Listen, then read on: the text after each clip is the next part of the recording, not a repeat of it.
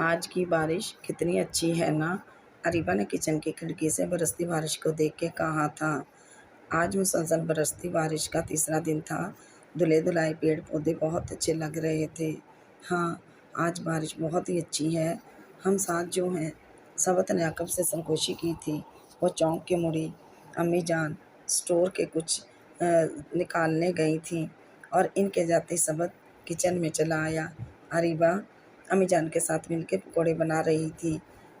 باسط نے بارش کی مناسبت سے پکوڑوں کی فرمائش کی تھی۔ آپ کو دل کی باتیں بھی پتہ لگنے لگی ہیں۔ وہ کھڑکی سے ہٹ کے کڑھائی کی طرف آئی اور بیسن کے مکسچر کو چمچ سے تیل میں ڈالنے لگی۔ کف گیر سبت نے پکڑ لیا۔ اے جی، جب دل ہم کو دے ہی دیا تو ہم دل کی باتیں تو جان ہی لیں گے۔ سبت نے چمچہ لہرایا اور اس کے قریب آنے لگا۔ اسی وقت امی جان نے انٹری دی۔ دونوں سرک کے ایک دوسرے سے ہٹ گئے۔ ارے سبت، یہاں کیا کر رہے ہو؟ تم تو کمرے میں پیکنگ کر رہے تھے نا؟ امی جان ٹماٹروں کو دھونے لگی۔ ہاں جی، کر تو رہا تھا پیکنگ۔ امی جان لیکن آپ تو جانتی ہیں کہ شادی کے بعد مرد کس قدر محتاج ہو جاتا ہے بیوی کا۔ کبھی دوسری جراب نہیں ملتی، کبھی کوئی شرٹ نہیں ملتی، اور بیگم صاحبہ کو یہ پکوڑے ہم سے زیادہ عزیز ہیں۔ سبت نے کمال کی اداکاری کی۔ چلو اریبہ بیٹے، تم چھوڑو ان پکوڑوں کو، جا کے پیکنگ کرو۔ کل صبح تم لوگوں کی فلائٹ ہے اور تم سبت کے پکوڑوں کے پیچھے پریشان ہو۔ امی جان نے اس سے کفگیر لے لیا۔ اریبہ خاموشی سے چمچہ پکڑ کے سبت کے پیچھے جانے لگی۔ اور ہاں اریبہ بیٹے، اپنی امی سے شام کو جا کے مل لینا۔ سبت، تم بھی ساتھ جانا، اتنے دنوں کے لیے جا رہے ہو۔ مسز بیگ بہت یاد کریں گی تمہیں۔ امی جان نے کہا۔ جی جناب، کیا چیزیں نہیں مل رہی آپ کو؟ اریبہ نے کمرے میں آتے ہی پوچھا۔ آپ؟ سبت نے اس کی کمرے میں بازو ڈالے۔ اور آپ کی پیکنگ؟ وہ تو ہم نے کر لی، بس آپ کے کچھ اسپیشل ڈریسز رہتے ہیں، وہ رات کو پیک کر لیں گے۔ سبت روانی سے بولا۔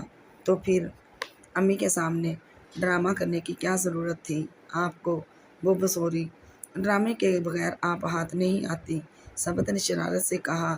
اس کی شرارت بھری باتیں کسی طرح دھڑکن کی رفتار تیز کر دیا کرتی تھی۔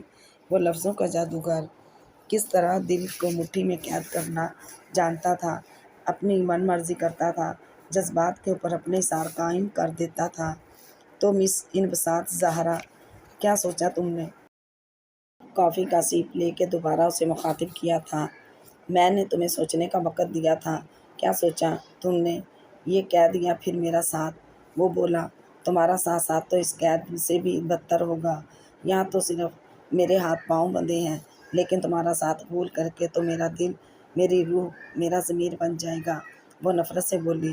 ہم نے رسی کو جلانے کی بھرپور کوشش کی ہے، مگر اس کے بل ابھی تک نہیں نکال سکے۔ کیا چاہتی ہو تم کہ ہم زبردستی پر اتر آئیں؟ ہمارے صبر کا امتحان لے رہی ہو؟ تم ہو کیا چیز؟ ہاں، ایک معمولی عورت۔ جانتی ہو، عورت ایک کھجور کی طرح ہوتی ہے جسے مرد استعمال کر کے اس کی گٹھلی پھینک دیا کرتے ہیں۔ تمہارے اس غرور کو حمزہ توقیر لمحوں میں چور چور کر سکتا ہے۔ لمحوں میں، وہ چٹکی بجا کے کہنے لگا۔ تم جیسا گرا ہوا انسان اور کر بھی کیا سکتا ہے حمزہ توقیر؟ لیکن یاد رکھو، کھجور کی گٹھلی وہ واحد گٹھلی ہوتی ہے جسے صحرا کی مٹی میں بھی پھینکو گے تو وہاں بھی درخت اگائے گا۔ عورت کو اتنے حقیر لہجے میں مت بیان کرو کہ تم بھی ایک عورت کے بیٹے ہو۔ وہ نفرت سے بولی۔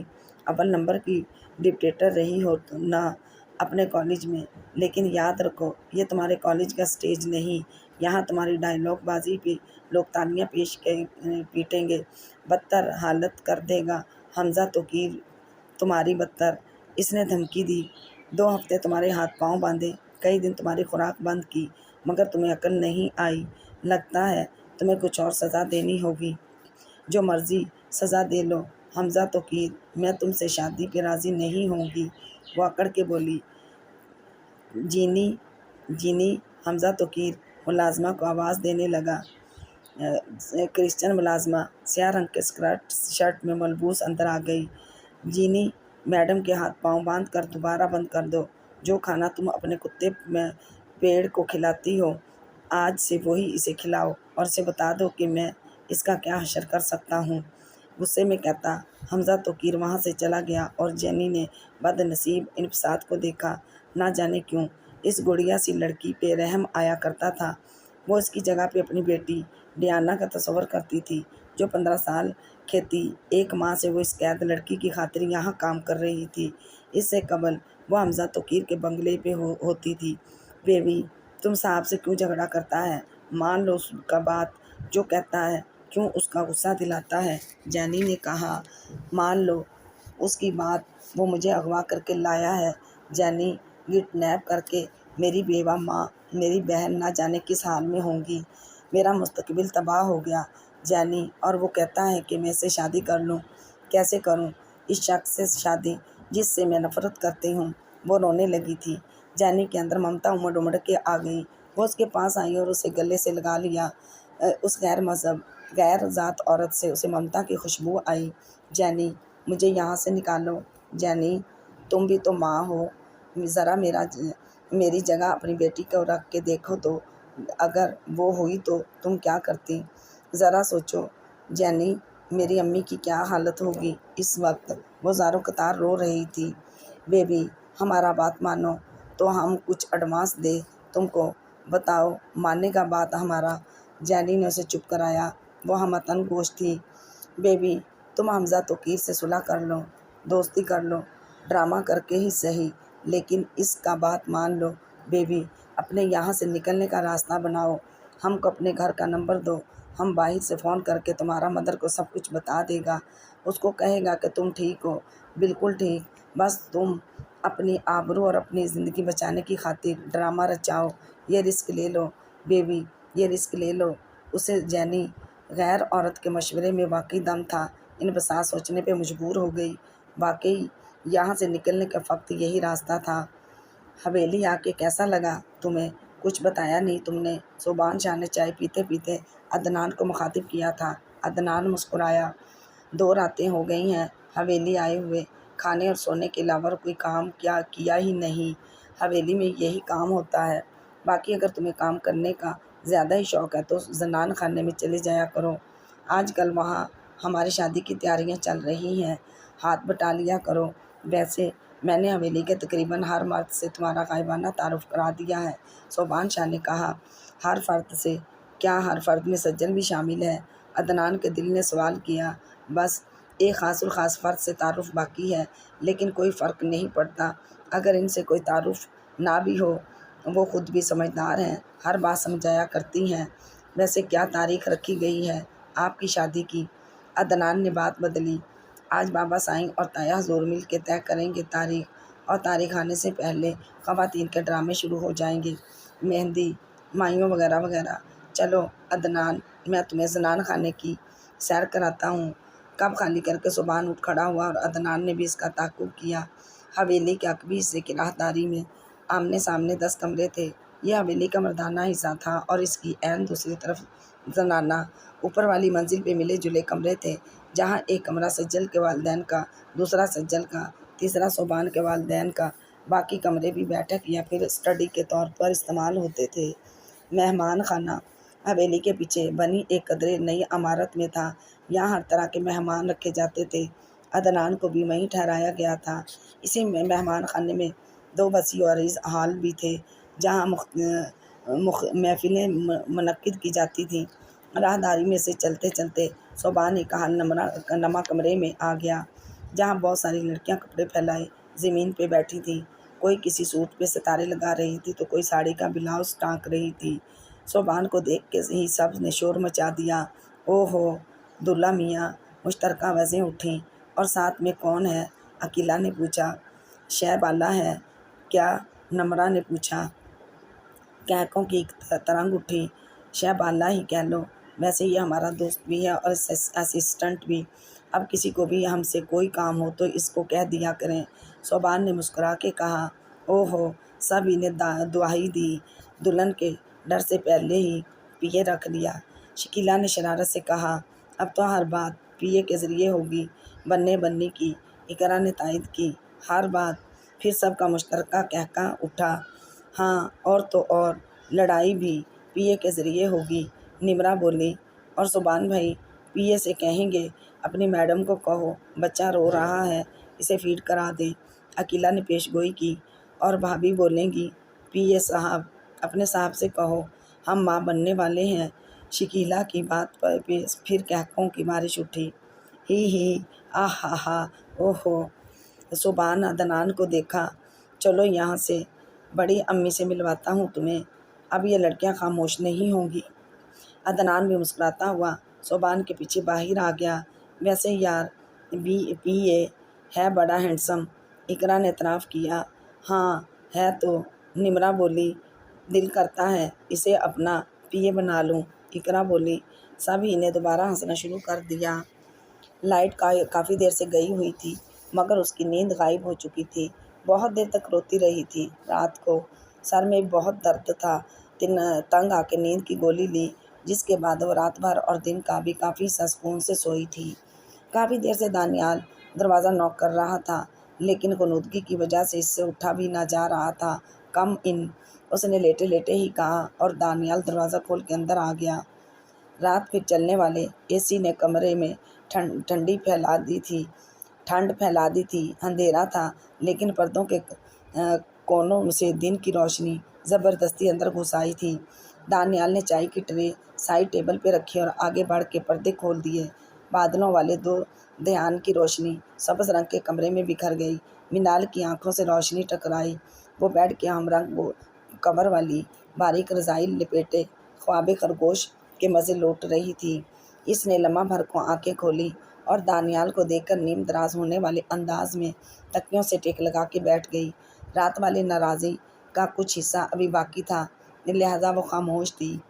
آپ کے لیے گرما گرم بیڈ ٹی لایا ہوں، صبح سے بھوک کے ساتھ آپ کے اٹھنے کا انتظار کر رہا ہوں۔ رشیدہ خالہ نے بتایا کہ کل پورا دن آپ نے میرے انتظار میں کھانا نہیں کھایا۔ چلیں چائے پی کے اپنی ناراضگی دور کریں اور ہمارے ساتھ بیٹھ کے کھانا کھائیں۔ دانیال نے مسکرا کے چائے کی ٹرے اس کے سامنے بستر پہ رکھ دی۔ خوبصورت ٹی سیٹ میں خوش رنگ چائے تھی اور ساتھ ہی لان سے توڑا ہوا تازہ گلاب کا پھول۔ کہاں تھے کل تم سارا دن؟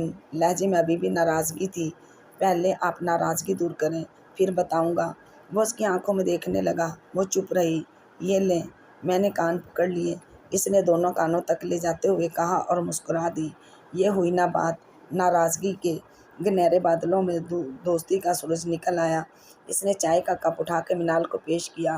اصل میں کل مجھے ٹی وی اسٹیشن جانا تھا کسی پروڈیوسر سے ملنے، لیکن مجھے پتہ نہ تھا کہ اس پروڈیوسر کو میری اتنی ضرورت ہوگی۔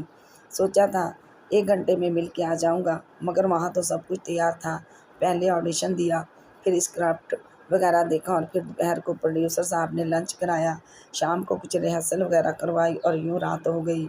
کل پھر شوٹنگ شروع ہوگی، اس نے تفصیل بتائی۔ یعنی تم اداکار بن گئے ہو؟ منال کے لہجے میں انکہی اداسی تھی۔ ہاں منال بی بی، میرا خواب پورا ہونے جا رہا ہے۔ وہ فخر سے مسکرایا۔ وہ چائے کا کپ ادھورا چھوڑ کے بیڈ سے اتری اور کھڑی ہو گئی۔ رات بھر کی بارش نے پورے ماحول کو نیا بنا دیا تھا۔ نکھرے نکھرے پیڑ پودے، دھلی دھلی سی سڑکیں۔ دانی میری ایک بات مانو گے؟ وہ اداس لہجے میں بولی۔ آپ کہیں تو صحیح، ضرور دو مانوں گا، وہ بولا۔ مجھے اپنی زندگی کا ایک دن دے دو، میں آج کا پورا دن تمہارے ساتھ گزارنا چاہتی ہوں۔ کیا پتہ کل کو تمہیں اتنی فرصت ہی نہ ہو، وہ بڑے مان سے کہہ رہی تھی۔ میری تو زندگی کا ہر لمحہ تمہارا ہے منال، تم صرف ایک دن کی بات کرتی ہو، وہ دل ہی دل میں بولا تھا۔ چلیں مان لی آپ کی بات، آج میں پورا دن فارغ ہوں، آپ تیار ہو جائیں، ہم ناشتہ کر کے باہر چلتے ہیں، آپ کی مرضی سے گھومتے پھرتے ہیں اور پورا دن مناتے ہیں، وہ مسکرا کے بولا۔ منال خوش ہو گئی۔ چلو پھر تم جاؤ، مجھے تیار ہونا ہے، وہ بولی۔ آپ کے پاس یلو کلر کا کوئی ڈریس ہے؟ اس نے پوچھا۔ ہاں ہوگا شاید، وہ بولی۔ آج کے موسم کی مناسبت سے وہی پہن لیجیے گا، بہت اچھا لگے گا آپ یہ، اس نے پیار سے کہا۔ اب تم جاتے ہو یا یہیں بیٹھے بیٹھے پورا دن گزار دو گے؟ اس نے دانیال کو دھکیل کے بستر سے اٹھایا اور باہر نکل کے دروازہ بند کیا۔ پیلے پرنٹڈ پھولوں والا کاٹن کا سوٹ الماری سے نکالا اور اسے پہننے کی خاطر واش روم میں چلی گئی۔ بہت اچھا ہوا چندا کہ تو آ گئی، تنہائی نے زندگی مشکل کر دی تھی، یہاں خاموشی اس قدر ہوتی تھی کہ مر جانے کو دل چاہتا۔ سجل نے پاؤں دباتی چندا سے کہا تھا، جو آج ہی حویلی پہنچی تھی۔ دل تو میرا بھی کہاں لگتا تھا جی، کبھی کبھی تو مجھے محسوس ہوتا کہ جیسے کسی نے میرا دل نوچ کے پھینک دیا ہو، میرا دل مجھ سے بہت دور ہو۔ مشترکہ دور میں چلتی چندا نے اداسی سے کہا، پتہ نہیں چندا تم سے میرا کیا رشتہ ہے، لیکن کچھ ہے صحیح، امتزاج، اشتراک، ہم آہنگی کا کوئی مہم سا جز کوئی انجانا رشتہ، کوئی کڑی جس سے ہم دونوں وابستہ ہیں۔ سجل نے چھت کو گھورا تھا۔ اتنی مشکل باتیں نہ کیا کریں باجی، مجھے سمجھ نہیں آتی، اور جو بات سمجھ میں نہیں آتی وہ دل کی گھٹن بن جاتی ہے۔ چندا نے اسی کھوئے پن سے کہا، مجھے تو تمہاری باتیں الگ الجھی لگتی ہیں، پتہ نہیں تمہیں کیا ہو گیا ہے، روگ تو نہیں لگ گیا تمہیں بھی؟ سجل نے اس کے زرد کملائے چہرے کو دیکھا۔ کیسا روگ باجی؟ وہ بولی، وہی روگ جو مجھے لگ گیا تھا، جو دلوں کے شہر میں انجانے مکین بسا دیا تھا۔ وہ مکین نئے گھر بساتے ہیں، خوابوں کی، خیالوں کی نئی بستیاں بس جاتی ہیں، اور انسان نے اپنا دل پہچانا نہیں جاتا، اور جب وہ بستی دوبارہ سے خالی ہو جائے تو دل کی حالت مزید گرگوں ہو جاتی ہے، دل بہت بے بس ہو جاتا ہے، نہ دل کی اجڑی ویران بستی دیکھی جاتی ہے اور نہ مکین کا ہجر جینے دیتا ہے۔ یہ روگ انسان کو معذور بنا دیتا ہے۔ سجل کے لہجے میں نہ جانے ایسا کیا تھا کہ چندا کی آنکھیں نم ہو گئیں۔ چھوٹا منہ، بڑی بات ہوگی، لیکن باجی آپ اس شخص کو بھلا دیں کہ وہ کبھی آپ کے دل کی بستی میں آیا تھا، اس نے کوئی گھر بسایا تھا، بھول جائیں۔ چندا نے اپنے آنسو خشک کر کے کہا۔ چندا کی بات پہ سجل کی آنکھ سے ایک آنسو پھسلا اور دور تک سفر کرتا اس کے گریبان میں چلا گیا اور ایک دھار سی بنا گیا۔ جلتے سینے کے شعلوں پہ آنسو کا ایک ٹھنڈا قطرہ پڑا، لیکن یہ قطرہ آگ کا حصہ بن گیا اور شعلوں میں ایک شعلہ مل گیا۔ اگر بھول سکتی تو بھول جاتی۔ لہجہ رقت آمیز تھا۔ وہ بستر سے اٹھی اور دوپٹہ اوڑھا۔ چندا، میں نگار بی بی سے ملنے جا رہی ہوں، جا کے اپنی امی سے ان کے کمرے کا دروازہ کھلواؤ، سجل نے کہا۔ لیکن باجی رات کا 1:30 بج رہا ہے۔ چندا نے گھڑی پہ نظر ڈالی۔ رات کے یہ پہر جس طرح نگار بی بی پہ گراں گزرتے ہیں ویسے ہی مجھ پر گزرتے ہیں۔ میرا درد صرف وہی سمجھ سکتی ہے چندا، صرف وہی۔ سجل نے اپنے قدم آگے بڑھا دیے اور چندا فوراً اٹھی اور دروازے کی چابی مانگنے کی غرض سے تیز چلتی اپنی والدہ کے کمرے کے پاس آئی۔ سجل راہداری میں اس کی منتظر تھی۔ جاتی تاریخوں کا ڈھلنا چاند آسمان کے ایک کونے میں اداس روشنی بکھیر رہا تھا۔ چندا بڑی تیزی سے چابی لے کر باہر آئی اور زنگ آلود تالا کھولا۔ چندا، تم چاہو تو جا سکتی ہو، میں کچھ وقت اندر گزاروں گی، سجل نے کہا اور دروازہ اندر سے بند کر لیا۔ چندا راہداری کی سیڑھی پہ بیٹھ گئی۔ چاند نے اس کے ہجر کے درد کو اور شہ دے دی۔ ہجر کی محبت کی ایسی کون سی لو ہے اس چاند کے اندر کہ جب بھی دیکھوں دل پہ ہجر کا موسم چھا جاتا ہے؟ چاند کے پاس ایسا کون سا درد ہے کہ جو دل کے درد کا ہم رنگ ایسا محسوس ہوتا ہے؟ چندا ویران آنکھوں سے چاند کو دیکھتی رہی۔ یکا یک چاند کے آگے عدنان کی صورت آ گئی تھی۔ وہ حیران آنکھوں سے دیکھتی رہی، سر جھٹکتی رہی۔ کیا تھا یہ؟ تخیل، خیال، چھلاوا، بحروب، لیکن کتنا صاف اور کتنا واضح۔ کیا وہ جاگتی آنکھوں سے خواب دیکھنے لگ گئی تھی؟ کیا اس کا تخیل اسے اتنا آگے لے جا سکتا تھا؟ وہ سر جھٹک کے سوچتی رہی، میں کوئی آسیب یا بھوت نہیں ہوں چندا، میں حقیقت میں یہاں پہ ہوں، تمہارے شاہوں کی حویلی میں، جس سے تم نے مجھے ڈرایا تھا، عدنان نے اس کے قریب آ کے اطمینان سے کہا۔ چندا پسینے چھوٹ گئے۔ آپ یہاں کیسے آ گئے؟ کسی نے آپ کو دیکھ لیا تو غضب ہو جائے گا۔ چندا نے سرگوشی کی۔ ڈرو مت، میں یہاں حکمرانوں کی طرف سے ہی لایا گیا ہوں، وہ مسکرا کے بولا۔ آپ کیا کہہ رہے ہیں؟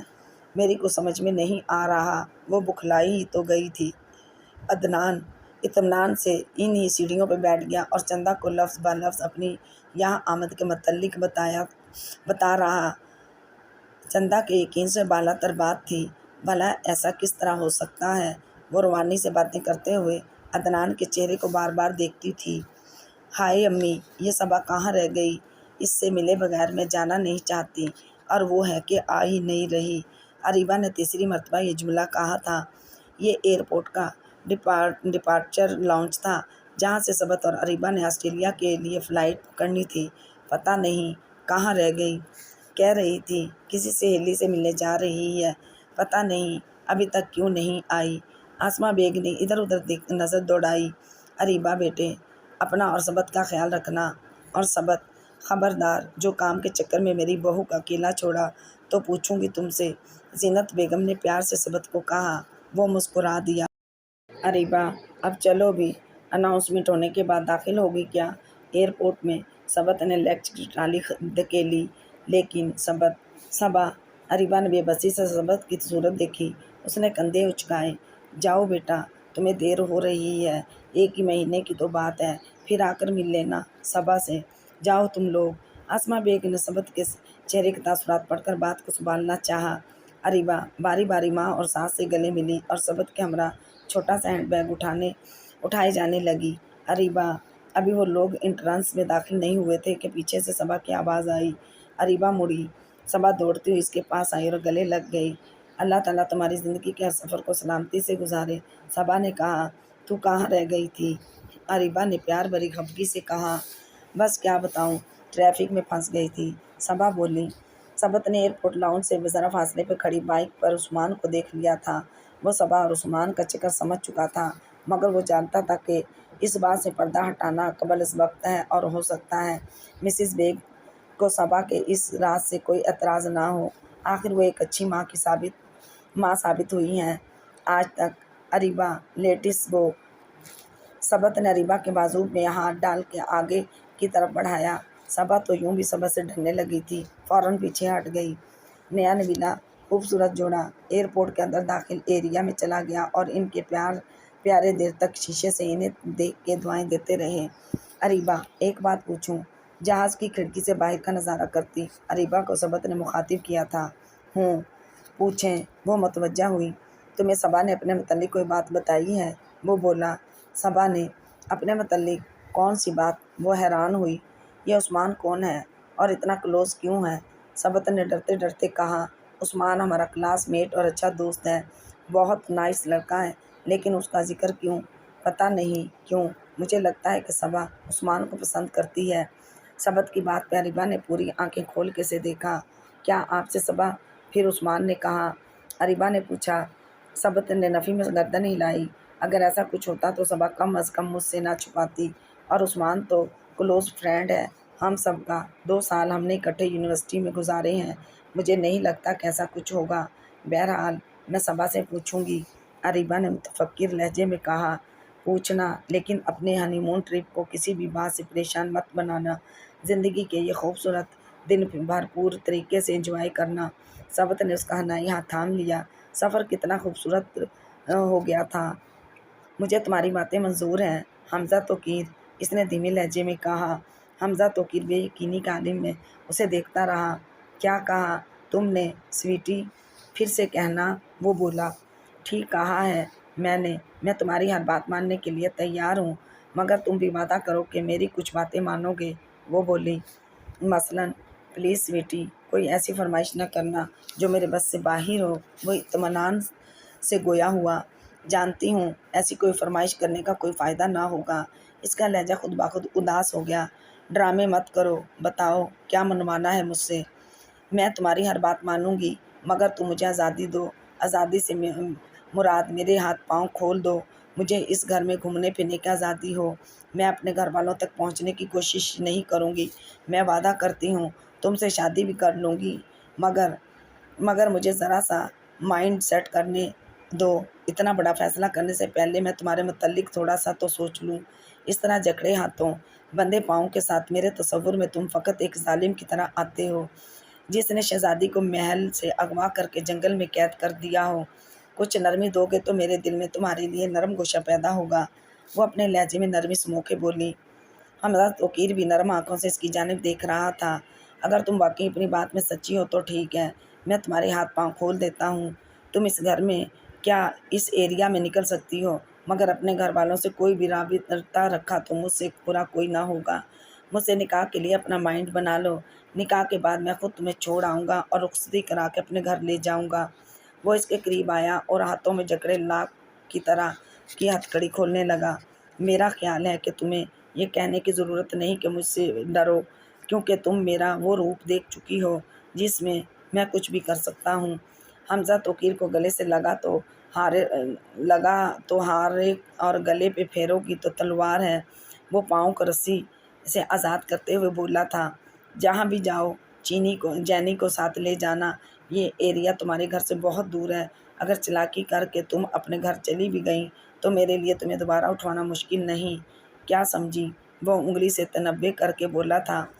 कितना मज़ा आया ना आज दानियाल, इतना अच्छा, इतना भरपूर दिन मैंने भी अपनी ज़िंदगी में कभी नहीं गुजारा। वो गाड़ी से उतर के भरपूर अंदाज में मुस्कुराई। मुझे भी बहुत मज़ा आया मिनाल बीबी, वो बोला। दानियाल, मुझे तुम सिर्फ मिनाल कहा करो प्लीज़, ये बीबी का दुम चला हटा दो। वो इसके पास आ गई। इसी तरह पास आने पर वह हैरान हुआ। पुकारो मुझे मेरे नाम से दानी। वो करीब आई। दानियाल के दिल की धड़कनों में हलचल बपा हुई। एक परीज़ाद लड़की की इस कदर कुर्बत। वो पिघल रहा था। मिनाल, उसके लबों पे फूल खिला। फिर कहो। वो नम आंख से मुस्कुराई। मिनाल, वो फिर बोला। महबूब के होठों पे अपना नाम किस कदर अच्छा लगता है। यूँ लगता है कि हमारे नाम से मावरा कोई और शय दुनिया में नहीं। फूल, पौधे, सितारे कहकशाएं महबूब की अहम आवाज़ होकर आपका नाम पुकार रहे हैं। पूरी कायनात में फ़कत एक ही नाम गूंज रहा है जो आपका है, सिर्फ आपका। मिनाल, उसने फिर पुकारा। वो सरक के इसके सीने से लग गई। ये कुर्बत किस कदर खूबसूरत थी। दानियाल ने भी उसे दूर हटाने की कोशिश ना की। आई लव यू दानी।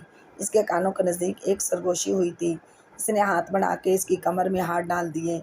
आई लव यू मिनाल। मोहब्बत ने आज इकरार की मंजिल तय कर ही ली थी।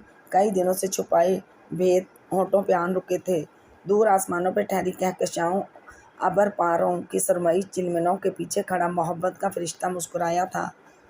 वो दोनों देर तक इसी तरह बिना कुछ कहे एक दूसरे के कुर्बत में खड़े रहे। एहसास ही ना था कि वो कहाँ हैं, किस जगह हैं। शारिक गर्देजी काफ़ी देर से दोनों को अपने कमरे की खिड़की से देख रहे थे। शारिक गर्देजी ने दानियाल को अपने कमरे में बुलाया था।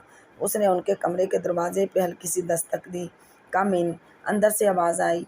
वो अंदर चला गया। शारिक साहब फाइलों पे झुके काम कर रहे थे।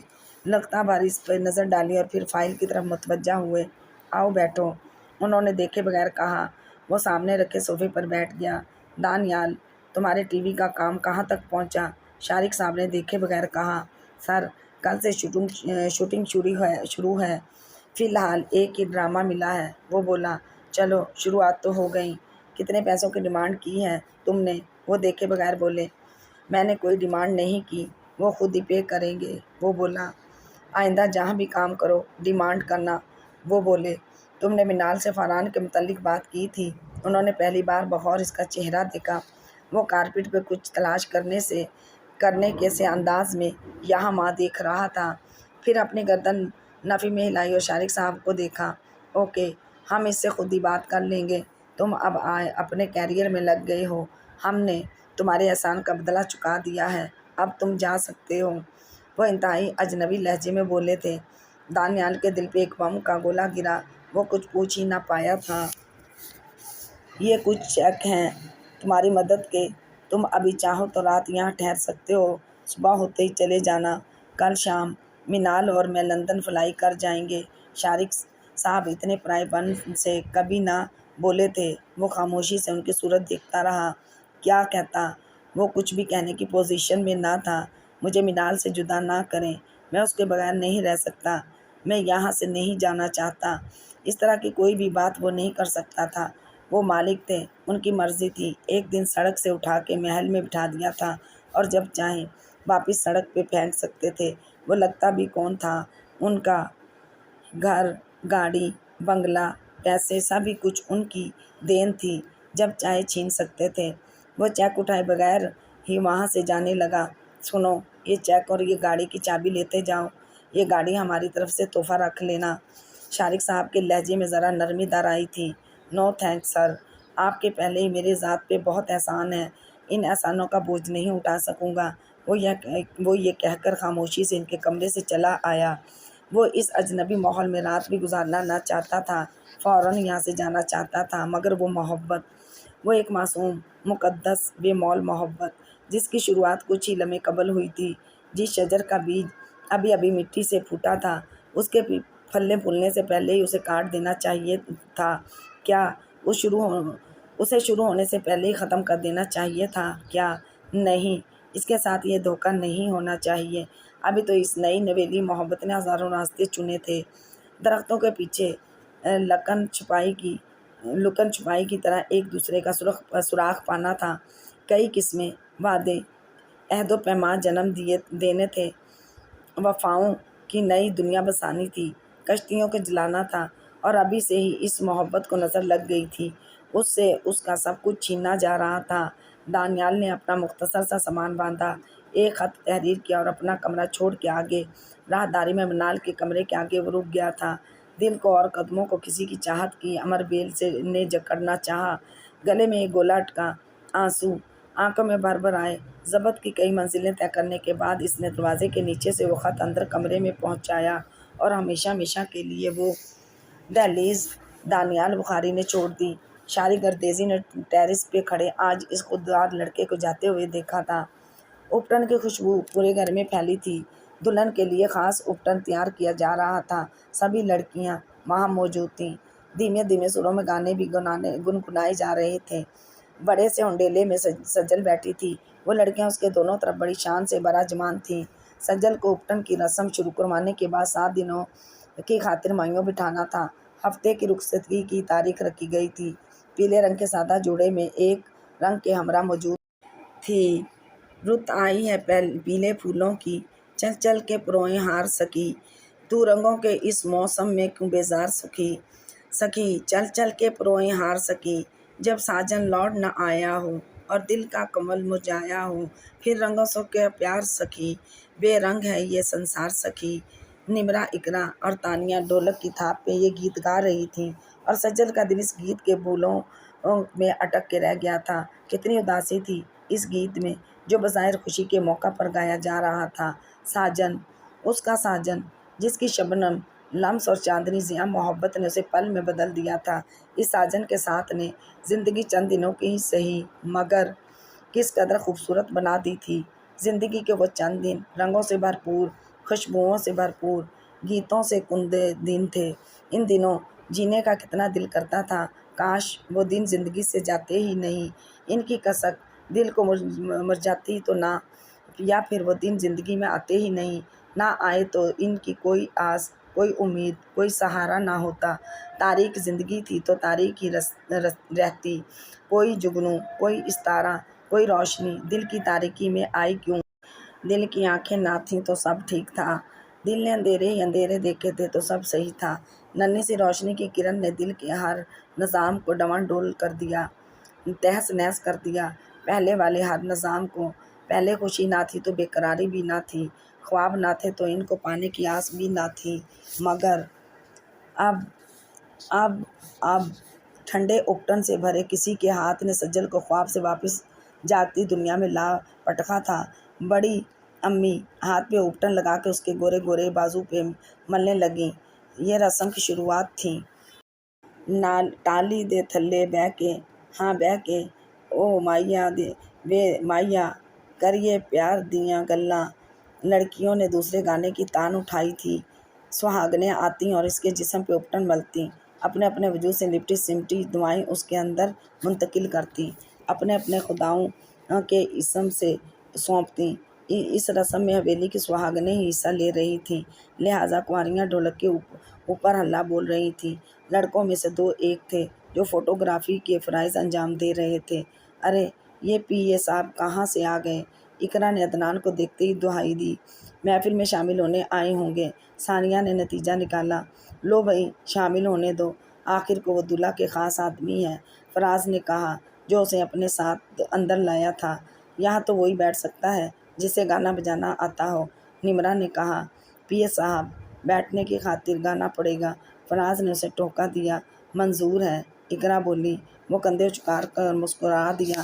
سجل گردن جھکائے کسی غیر مرئی نقطے کی جانب دیکھ رہی تھی، موجودہ ماحول سے اس کا کوئی تعلق نہ تھا، عدنان نے تان لگائی۔ مانوس آواز پہ سجل نے چونک کے آنکھ اٹھائی اور اس کی آنکھیں گویا منجمد سی ہو گئیں۔ کیا دیکھ رہی تھیں اس کی آنکھیں؟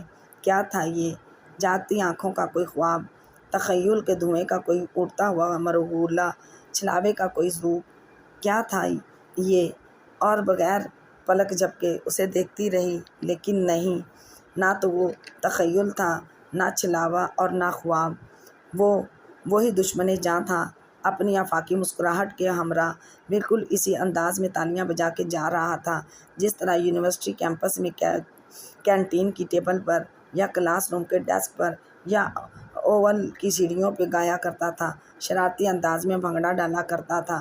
سجل اپنی آنکھوں پہ کسی طرح یقین نہ کرتی، کس سے پوچھتی؟ چور آنکھوں سے اسے دیکھتی رہی، جو مسکراتی آنکھوں اور فاتحانہ چمک سے اسے دیکھ رہا تھا۔ وہ سڈنی کا ایک خوشنما ساحل تھا۔ دونوں ہاتھوں میں ہاتھ ڈالے دیر تک لہروں کے سنگ سنگ چلے جا رہے تھے۔ زندگی کی خوشنما تھی، رنگوں سے مزین خواب تعبیروں کے مراحل طے کر رہے تھے۔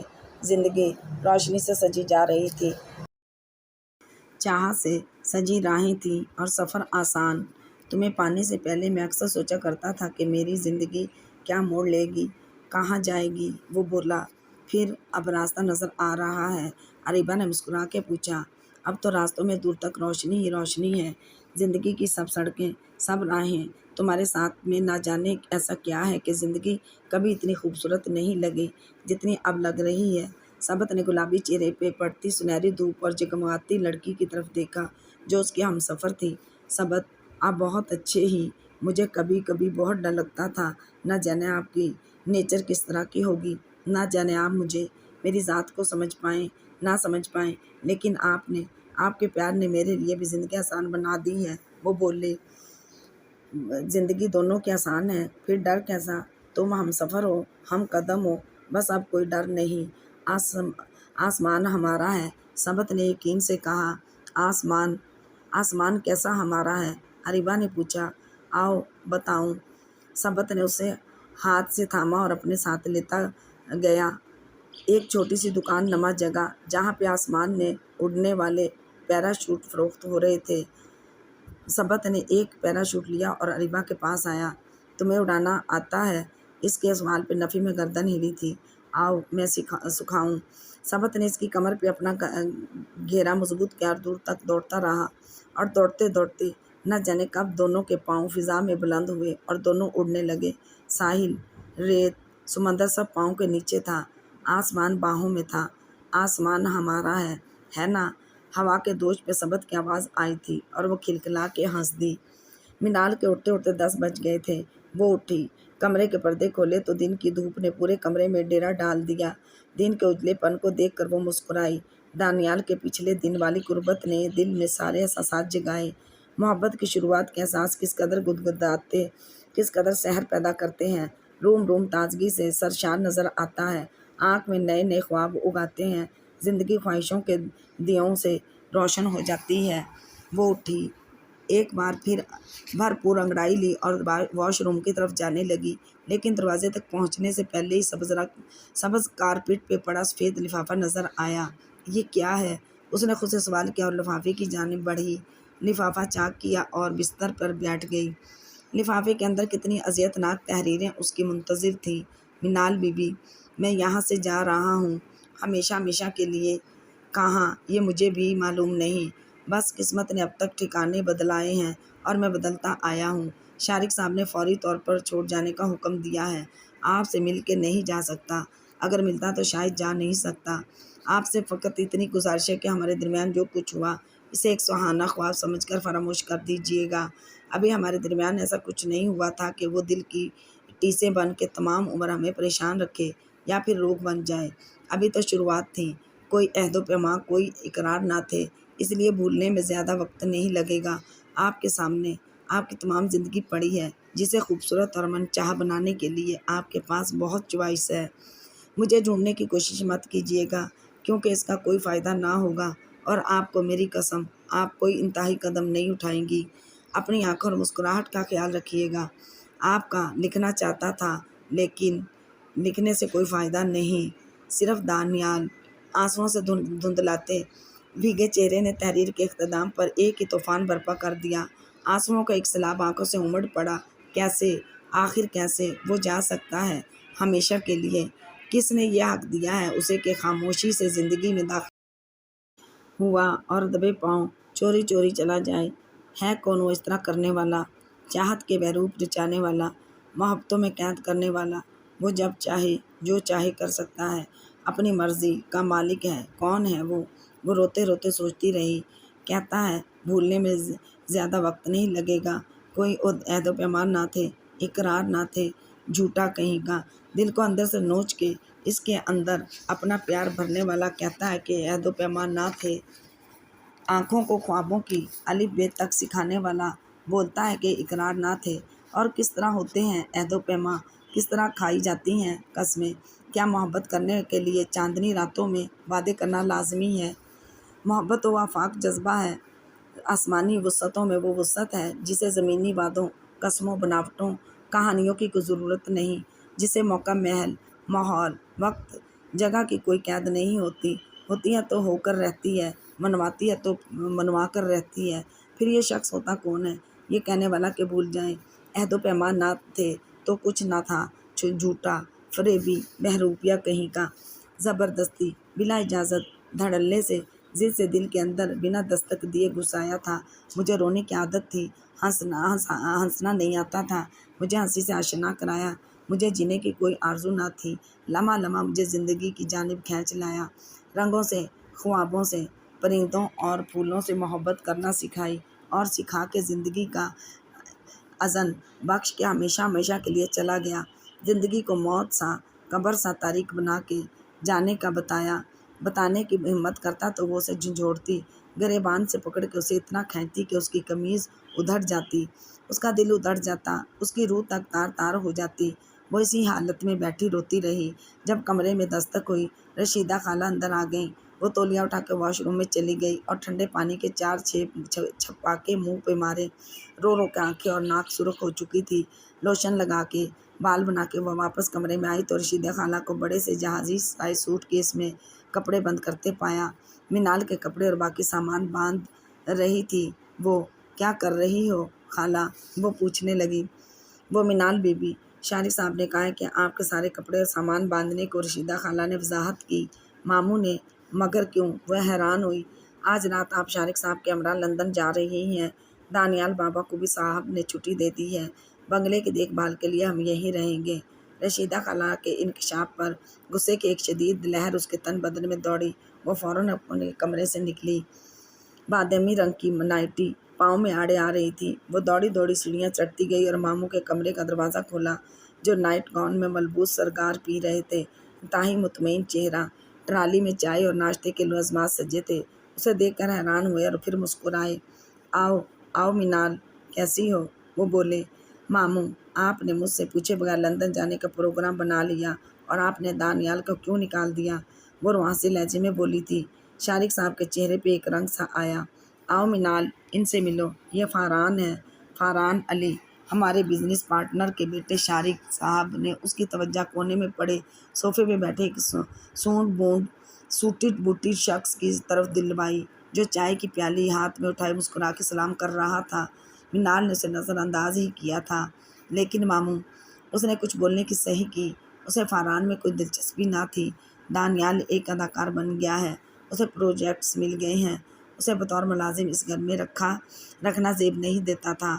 اور رہی بات تمہارے لندن جانے کی، تو تمہاری آنٹی یعنی میری مسز کی طبیعت خراب ہے، ہاسپٹل میں ہے، مجھے ضرور جانا ہے، اور تمہیں ضرور چھوڑ کر جانا ہم صحیح نہیں سمجھتے، شارق صاحب نے مطمئن لہجے میں جواب دیا۔ اس کے ہونٹوں پر لرزتے تمام سوالات بجھ گئے۔ کوئی اور سوال؟ وہ پھر سے بولے۔ مینال بنا کچھ بولے نم آنکھوں سے ماموں کا چہرہ دیکھتی کمرے سے باہر آ گئی۔ جان چکی تھی کہ ماموں کے پاس اس کے کسی سوال کا جواب نہیں۔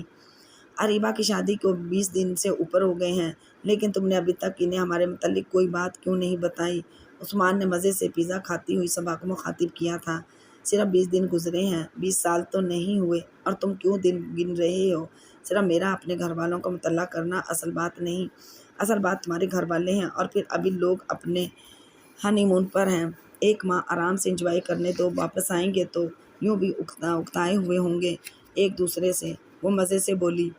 کیا مطلب اکتائے ہوئے ہوں گے؟ عثمان نے پوچھا۔ یار کامن سینس کی بات ہے، شادی کا تمام چارم صرف 1 ڈیڑھ ماہ تک رہتا ہے، پھر ٹائیں فش ہو جاتا ہے سب ہی کچھ۔ اچھا تو اس کا مطلب ہے ہم بھی اسی طرح لڑیں گے؟ عثمان بولا۔ نہیں، ہم تھوڑا کم لڑ سکتے ہیں اگر تم صبر و شکر کا مظاہرہ کرتے ہوئے اپنی زبان بند رکھو تو، کیونکہ مجھ سے تو یہ سب کچھ ہوگا نہیں۔ صبا نے اطمینان سے کہا اور پیزا کا آخری بائٹ لے کر دور پڑی اور عثمان سے پکڑنے کی خاطر دوڑا۔ کشادہ ساحل پہ شام کا وقت پھیلا تھا۔ کئی سارے کپل اور بچے بھی ذرا ذرا سے فاصلے پہ کھیل رہے تھے، چل رہے تھے۔ وہ دور تک لہروں میں دوڑتی رہی۔ بالآخر دونوں کے درمیان کا فاصلہ ختم ہو کے رہ گیا اور عثمان نے اسے دونوں ہاتھوں سے تھام لیا۔ اب بتاؤ کیا کہہ رہی تھی؟ اور وہ دیر تک کھلکھلاتی سانس رہی۔ بھولنے لگ گیا تھا۔ اچھا بابا آنے دو اریبہ کو، بتا دوں گی سب بتا دوں گی، وہ ہانپتے ہوئے بولی۔ اب دونوں دھیمی رفتار سے لہروں میں ہم قدم ہو کے چل رہے تھے۔ ویسے اس دن جس طرح تمہارے سبت بھائی ہمارے پیچھے آ گئے تھے، مجھے لگتا ہے وہ ہمارے بارے میں جان گئے ہوں گے۔ عثمان نے بات کا پہلو بدلا۔ اللہ سچی؟ وہ گھبرا گئی۔ عثمان نے اس بات میں گردن ہلائی۔ مجھے تو سبت بھائی سے بہت ڈر لگتا ہے، پتہ نہیں کیوں لیکن بہت ہی ڈرتی ہوں، خطرناک ہیں بہت، وہ بولی۔ خیر اتنے خطرناک بھی نہیں، اس نے ہنس کر کہا۔ دیر تک وہ دور تک باتوں کا سلسلہ چلتا رہا۔ گردیزی نے آکھیا وہ تو سارا کچھ چھوڑ چھاڑ کے آ گیا میرے کول، منہ اٹھا کے اتفاق سے۔ نیازی نے غصے سے اسے گھورا تھا تو اور کیا کرتا؟ بحث کرتا، سوال جواب کرتا، وضع چوا تے اور کیا؟ یہ کوئی بات ہے؟ جب چاہا رکھ لیا، جب چاہا ٹال لیا۔ تو کوئی ان کے گھر کا چوکیدار تھا؟ چوکیدار ہی تو تھا، اس سے بڑھ کر تو وقت تھی بھی نہیں۔ اتنے احسانات تھے ان کے، اور تو اور اس امرو سلیمی کو پیسے بھی دیے تھے مجھے رول دلوانے کے لیے۔ مجھے تو یہ چانس بھی ان ہی کی وجہ سے ملا ہے، سوچ رہا ہوں یہ رول لوں ہی نہیں۔ دانیال نے کہا۔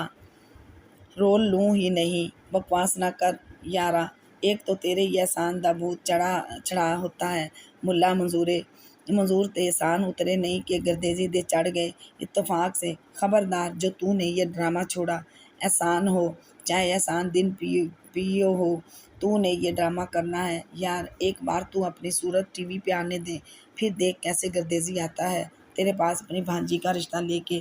نیازی نے اسے ریلیکس کرنا چاہا۔ یہ ساری خواب کی باتیں ہیں یار میرے، گردیزی صاحب کو لڑکوں کی کوئی کمی نہیں اور یوں بھی وہ اس کے رشتے کا سوچ بیٹھے ہیں۔ دانیال نے تمسخرانہ ہنسی کے ساتھ کہا۔ یار تو دل چھوٹا نہ کر، تو ہیرو بن گیا نا تو پھر دیکھیں کس طرح لڑکیاں تیرے آگے پیچھے پھیرے لگاتی ہیں۔ مجھے کوئی ضرورت نہیں لڑکیوں کی، تجھے معلوم ہے میں اس طرح کا لڑکا نہیں، پتہ نہیں مثال بھی میں ایسا کیا تھا کہ سینے سے دل ہی نوچ لیا، وہ اداسی سے بولا۔ نیازی کے دل میں بھی اداسی دور تک اتر گئی تھی۔ روٹی شوٹی کھائے گا؟ نیازی نے پوچھا۔ دانیال نے نفی میں گردن ہلائی۔ مجنوں بنے گا اس کے پیچھے، کپڑے پھاڑ کے جنگل پھرے گا۔ نیازی نے اس کے کندھے پہ ہاتھ رکھا۔ دانیال کے چہرے پہ دکھ بھری ہنسی پھوٹ پڑی۔ عشق ابھی اتنی دور نہیں گیا تھا یار میرے کہ جنگل پھرائے، بس دل پاگل ہو رہا تھا اور پاگل پن کی شروعات ہی تھی۔ اچھا ہے کہ آگے نہیں بڑھا یہ پاگل پن۔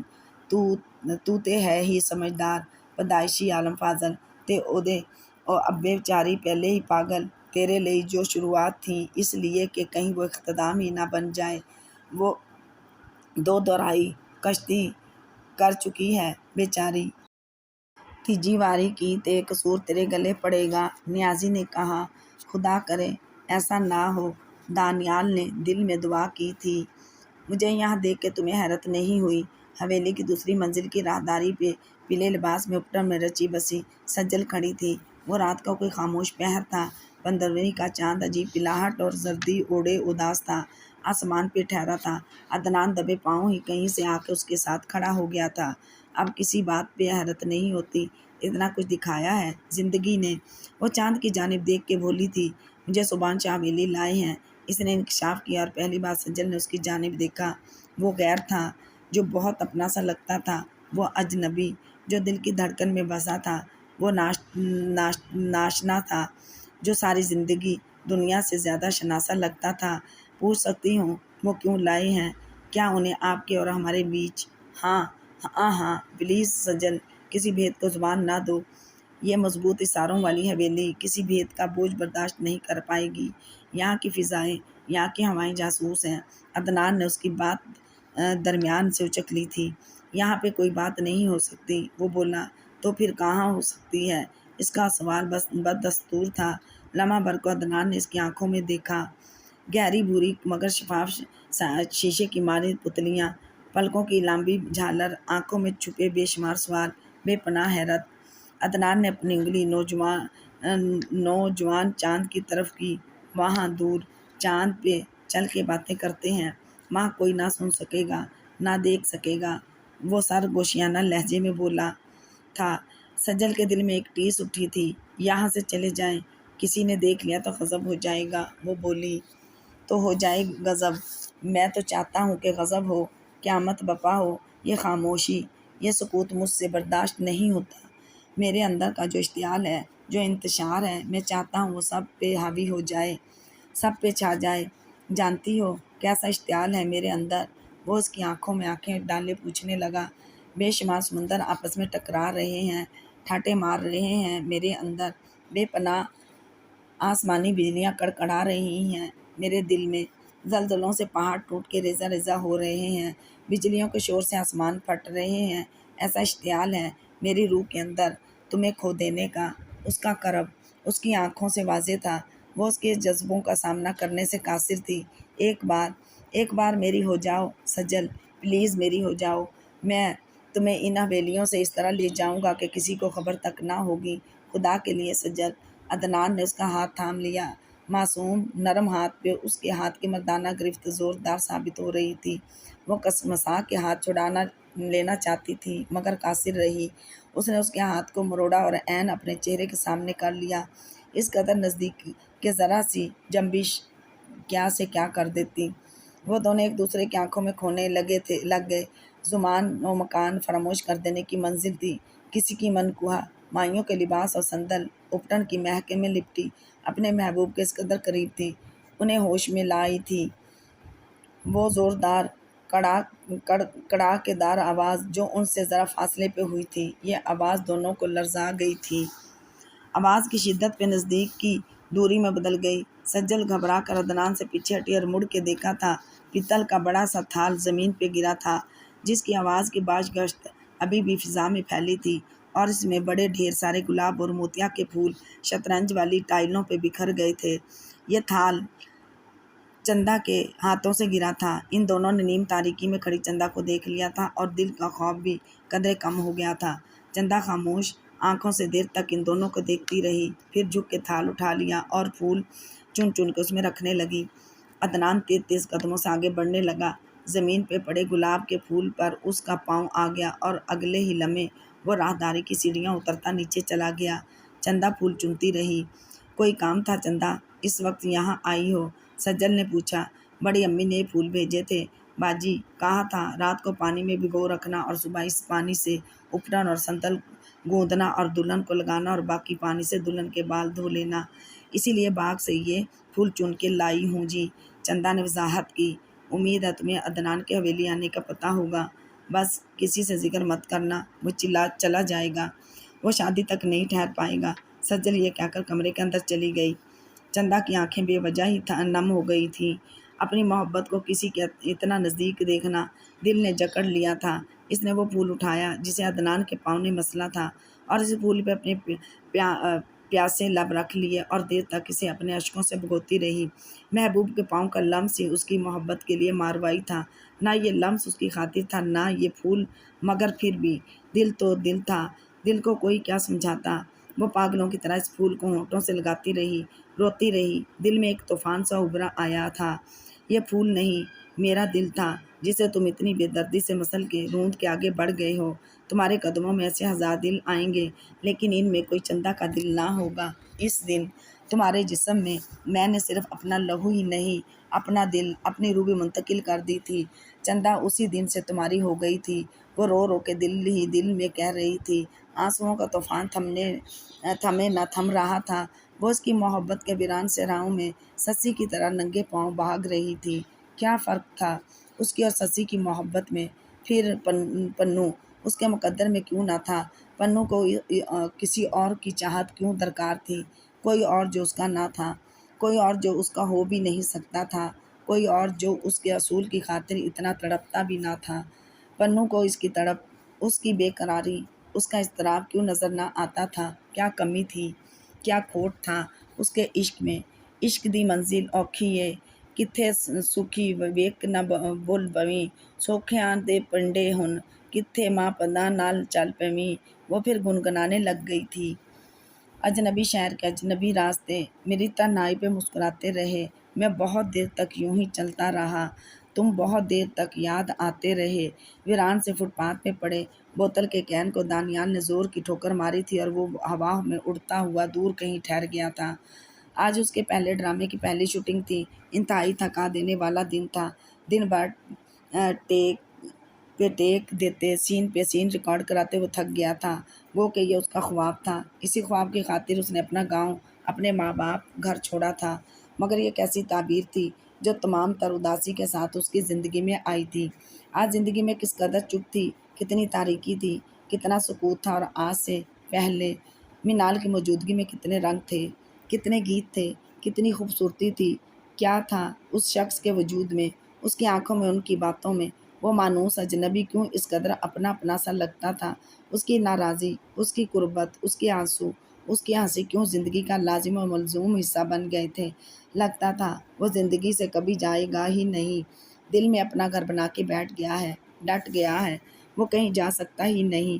کبھی سوچا تھا کہ حالات اس طرح کے ہو جائیں گے کہ وہ ٹھہر ہی نہ پائے گا، وہ خود اپنے قدموں پہ چل کے بکام ہوش و حواس اس کی زندگی سے نکل آئے گا، کبھی نہ پلٹنے کے لیے۔ کیا وہ زندگی بھر اسے دیکھ نہ پائے گا؟ تاعمر وہ ایک کسک، ایک ٹیس بن کر دل کے ناحہ خانوں میں اٹھتی رہے گی، یا وہ کسی اور کی ہو جائے گی؟ دیار دل میں ہزاروں طرح کے سوال ابھر ابھر کر آ رہے تھے۔ وہ تنہا فٹ پاتھ پہ سفر کرتا رہا۔ میں اس کی محبت کو، اس کی ذات کو، اس کے وجود کو بھلا سکتا ہوں، ہاں میں کر سکتا ہوں فراموش۔ زندگی میں دلچسپی، پیار کرنے کا سامان بہت ہے، ذہن کو الجھائے، دھیان کو ہٹانے کے 100 راستے ہیں۔ میرے سامنے میرا کیریئر ہے، میں لا حاصل چیز کے تعاقب میں اپنے روز و شب کیوں برباد کروں؟ میرا ڈرامہ آن ایئر آئے گا، شہرت کا فرشتہ مجھ پہ مہربان ہوگا، کیمرے کی چمکتے فلیش، گلمیر کی دمکتی دنیا میری دنیا ہوگی، رنگ ہوں گے، محفلیں ہوں گی۔ زندگی میں چند مہینوں کے لیے آئی ہوئی ایک نیم پاگل لڑکی مجھے کہاں یاد رہے گی؟ نہیں، مجھے کبھی یاد نہیں آئے گی۔ اور پھر دل تو یوں بھی پاگل ہوتا ہے، کسی کی چند دنوں کی قربت کو بھی محبت کا نام دیتا ہے۔ کوئی زندگی کے راستوں میں آ کے کھڑا ہو جاتا ہے اور دل کہتا ہے یہی تمہاری منزل ہے۔ ہم دل کی مان کے اپنا سفر روک لیتے ہیں اور اپنے ادراک، اپنی سوچ، اپنے سفر پہ ظلم کرتے ہیں۔ اس کا ہمزاد اسے سمجھاتا رہا، وہ سر جھٹکتا آگے بڑھتا رہا، یوں جیسے فقط سر جھٹکنے سے مینال کا خیال، اس کی محبت مٹی دھول کی طرح اٹھ جائے گی۔ سب سر اوپر اٹھایا تو شہر کے ایک چوراہے پر اپنے عین سامنے سے ایک سائن بورڈ نظر آیا جس پر صابن کا اشتہار بنا تھا۔ لڑکی کے چہرے میں مینال کے خد و خال کی کس قدر مشابہت تھی، وہ یک ٹک اس کے چہرے کو دیکھتا رہا۔ تمہارا نام کیسا ہے؟ جسے فٹ بال، والی بال، تم ماموں کے انگریزی شوفر ہو، لگتا ہے تمہیں دیدار یار کا بڑا تجربہ ہے۔ مجھے میرے نام سے پکارو۔ مینال کا تصور، اس کے الفاظ اس کے ذہن میں گڈ مڈ ہونے لگے۔ اشتہار میں بنی لڑکی نے مینال کا روپ دھار لیا۔ دانیال کے تصور میں کبھی مینال کے ننھے کبوتروں کی طرح پڑپڑاتے پاؤں آئے تو کبھی اس کے رنگ بدلتے روپ، کبھی ٹراؤزر شرٹ میں ملبوس تو کبھی توتیا رنگ کی ساڑی میں، کبھی کیرس پہ بال اڑاتی بکھیرتی اسپیرا تو کبھی گاڑی میں منہ پسورے بیٹھی گڑیا۔ وہ روپ میں پیاری تھی، ہر صورت میں اپنی تھی۔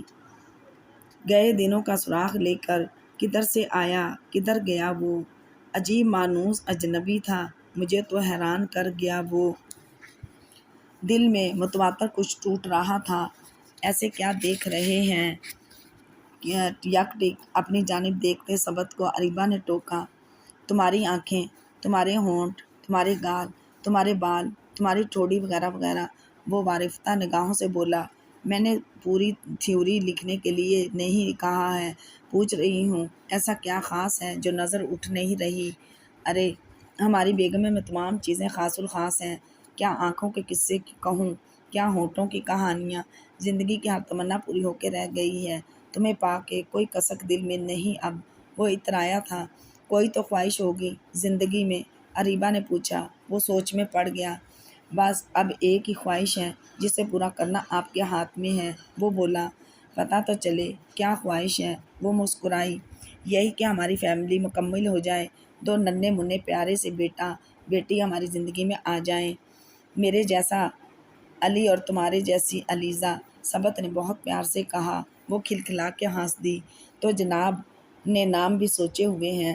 تو اور کیا، ہم نے تو ان دونوں کی سب ہی چیزوں کی پلاننگ کی ہوئی ہے، کیا کمرے، کیا پڑھائی، کیا شادیاں۔ سبت نے کہا۔ او ہو، فل سپیڈ میں بگا رہے ہیں زندگی کی گاڑی۔ اریبہ ابھی تک مسکرا رہی تھی۔ آج کل زندگی اتنا وقت نہیں دیتی کہ بندہ کسی کام کو مستقبل پر ڈال سکے، بس پلاننگ کرتے جاؤ، کام انجام دیتے جاؤ۔ میں تو سال کی شروعات میں پورے سال کے متعلق پلاننگ کرنے کا عادی ہوں۔ سبت کے لہجے میں تازگی تھی۔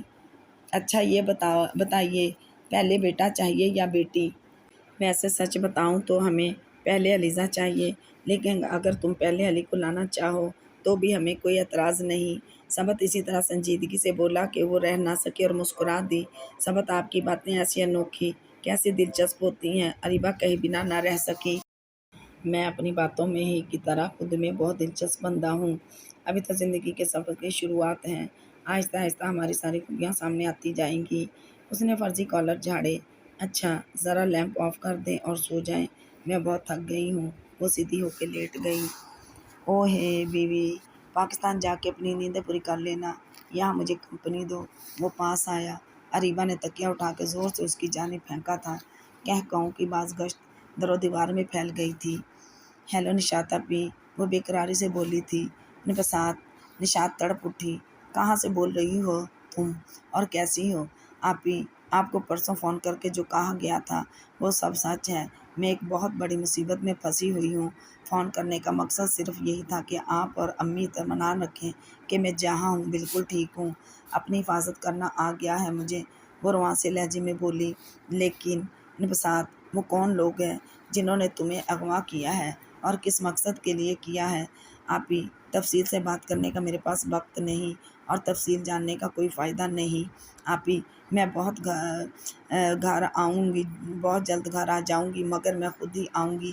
آپ کوئی پیش رفت نہ کریں، اس کا کوئی فائدہ نہ ہوگا، پولیس کو تو بالکل بھی انوالو نہ کریں، وہ بولی۔ لیکن انبساط، تم ہو کہاں اور یہ نمبر کس کا ہے؟ نشاط کی آنکھیں نم ہو گئی تھی۔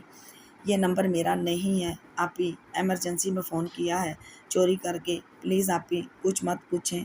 انبساط نے یہ کہہ کر فون رکھ دیا اور نشاط دیر تک آنسو بہاتی رہی۔ قسمت کی صفاقی پر سبت کا کھو جانا ہی کم دکھنا تھا۔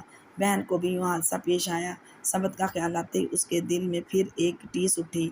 حادثات نہ ہوتے تو انسانی زندگی میں تغیر نہ آتا، ارتعاش نہ آتا، جمود طاری رہتا۔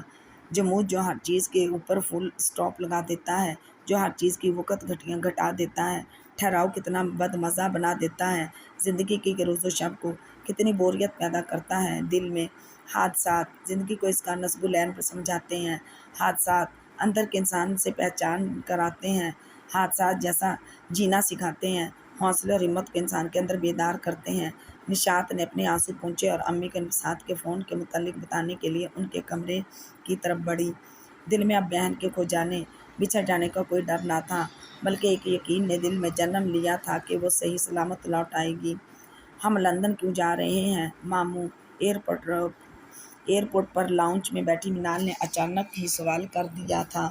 شارگردیجی نے حیرت سے اس کی جانب دیکھا تھا، وہ جو کب سے خاموش تھی، نہ گاڑی میں کچھ بولی تھی اور نہ گھر پہ۔ اس سوال کو میں سمجھا نہیں۔ شارق صاحب اطمینان سے مسکرائے تھے۔ آسان سا سوال ہی تو ہے، ہم لندن کیوں جا رہے ہیں؟ بنا کسی پلاننگ، بنا کسی ارادے کے وہ منہ بسور کے بولی۔ پلاننگ اور ارادہ اچانک ہی بنتا ہے مائی ڈیئر، یوں بھی لندن میں ہمارا گھر ہے، پاکستان بھی تو اب ہم بنا ارادے اور بنا پلاننگ کے ہی آتے ہیں۔ شارق صاحب مسکرائے۔ اب کب جائیں گے پاکستان؟ وہ پھر پوچھنے لگی، دیکھو منال، لندن میں میری فیملی، میرا بزنس سیٹل ہے، اور تمہارا بھائی بھی پاکستان میں نہیں ہے، پھر تمہارا پاکستان میں اکیلے رہنے کا کیا مقصد ہے؟ کون ہے وہاں تمہارا؟ وہ شارق صاحب کو کیا بتاتی کہ اس کا وہاں کیا ہے؟ ارمانوں کا حد نظر تک پھیلے ریگستان والا دل ہے، تکمیل کے منتظر کتنے سارے خواب ہیں، اس کی روح کی کسک اس کا دانیال ہے۔ ماموں، مجھے اس جگہ سے محبت ہے، اس ملک، اس شہر، اس گھر سے، اور ضروری تو نہیں کہ محبت فقط رشتے کسی انسان کی وجہ سے ہو، مجھے تو اپنے بستر سے، اپنے قلم سے، اپنی کنگھی تک سے محبت ہو جاتی ہے۔ میں اتنی دور کس طرح رہ سکوں گی؟ وہ روان سے لہجے میں بولی، تم بہت جذباتی ہو منال، اور اسی میں تمہارا کوئی قصور نہیں۔ اس عمر، اس وقت میں ہر لڑکی جذباتی ہوتی ہے، تمہاری ماں بھی تھی، مگر تمہیں جذبات پر قابو پانا سیکھنا ہوگا، ورنہ زندگی بہت مشکل ہو جائے گی تمہارے لیے۔ تمہیں ہر جگہ، ہر شہر اور ہر ملک کی مناسبت سے اپنی ہستی کو ڈھالنا پڑے گا۔ شارق صاحب نے چشمے کے سنہرے فریم سے اسے دیکھا۔ ماموں، اگر میری ماں زندہ ہوتی تو کیا تب بھی آپ کے دل میں میری کوئی قدر و قیمت نہ ہوتی؟ منال نے عجیب سا سوال کیا۔ وہ خاموشی سے اس کی صورت دیکھتے رہے۔ اپنی مرحومہ بہن کی کتنی مشابہت تھی اس میں۔ ہم سمجھے تھے کہ دانیال نے تمہیں بدل دیا ہے، کوئی پروگریس آئی ہے تمہارے اندر، کوئی تبدیلی، کوئی فرق، مگر نہیں، تمہاری باتیں اب بھی ویسی ہی ہیں۔ تبدیلیاں بھی کبھی کبھار مخصوص انسان کی ذات سے مشروط ہوتی ہیں، وہ شخص نہیں تو تبدیلیاں بھی نہیں۔ وہ عجیب کھوٹور پن سے بولی۔ امید کرتی تھی کہ شارق صاحب دانیال کا ذکر چھیڑیں گے، اس کے متعلق کوئی بات کریں گے، کوئی مہم سا اشارہ ہی صحیح، وہ جان تو پائے گی اس وجہ کو جس کی بنا پر وہ چلا گیا۔ کیا کوئی جھگڑا ہوا تھا ماموں سے، یا پھر کوئی اور بات تھی؟ میری سمجھ میں نہیں آتی یہ بات کہ تم دانیال کے متعلق اس قدر حساس کیوں ہو؟ اس سے ہم نے عارضی طور پر رکھا تھا اور ہٹا دیا بس۔ شارق صاحب کے قدر سخت رویے پر منال نے حیران کن آنکھوں سے انہیں دیکھا۔ وہ دانیال کے متعلق سب سے مثبت سوچ رکھنے والے، اس کو اتنی اہمیت دینے والے۔ پوچھنے کا حق تو رکھتی ہوں نا ماموں جان، کہ آپ کبھی بھی کسی شخص کو میری زندگی میں لے آئیں اور کبھی بھی نکال باہر کریں، وجہ پوچھنے کا حق تو رکھتی ہوں نا۔ اب وہ عجیب بے رخی سے بولی، حقوق تب مانگے جاتے ہیں جب فرائض پورے کیے جائیں، ابھی تم اتنی بڑی نہیں ہوئی ہو کہ مجھے اپنے حقوق یاد دلوا سکو۔ شارق صاحب نے تنبیہ کی۔ وہ سہم گئی، اتنے انجان تو کبھی نہ رہے تھے ماموں، ویسے ایک آپشن اب بھی تمہارے آگے ہے، اور تم اس صورت پاکستان میں بھی رہ سکتی ہو۔ انہوں نے لہجے میں نرمی پیدا کی۔ فاران سے شادی کا آپشن؟ وہ اس کے جواب کا انتظار کیے بنا ہی بولے تھے۔ وہ خاموش رہی۔ خدا خدا کر کے فلائٹ کی اناؤنسمنٹ ہوئی اور شارق صاحب نے اپنا بیگز سنبھالا۔ کتنا کٹھن تھا اس کے لیے زندگی کے ان لمحوں سے نبرد آزما ہونا، ان ساعتوں میں سانس لینا، اپنی ذات کی نفی کرتے ہوئے اپنی ہی آنکھوں کے سامنے اپنے خوابوں، ارمانوں کے اوپر مٹی کا تیل چھڑک کے اس پہ جلتی تیل پھینک دینا اور انہی شعلوں کی لپیٹ میں دیکھنا۔ کتنا کٹھن تھا اس کے لیے دل کی سب سے پیاری ہستی کو ناآشنا جان کر اسے جھٹلانا، اسے تڑپانا، اس کے جذبوں کو پاؤں کی ایڑی سے روندنا، اس کی آنکھوں کے سامنے کسی اور کا ہو جانا۔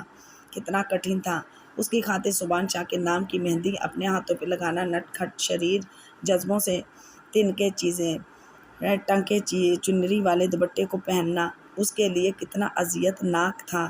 وہ پل پل موت کے روبرو تھی، اس کی محبت پل پل نارسائی کی موت مر رہی تھی، اذیت ناک موت، گردن میں پھندا ڈال کے سانس لینے کی خاطر ترس ترس کے مر جانا، یا پھر جسم کو جلتی آگ کے اندر ڈال لینا اور روم روم میں نس نس کو جلنے کی تکلیف سے گزارنا، کسی اونچائی سے چھلانگ مار کے مرنا، اونچائی زندگی اور پستی موت، اپنے وجود کو کربناک پستی میں دھکیل دینا، یا پھر اپنے ہی جسم کے کسی عزیز حصے کے اوپر آتشی مواد باندھ کے دیوار سے ٹکرانا اور جسم کے اعضاء کا جگہ جگہ بکھر جانا۔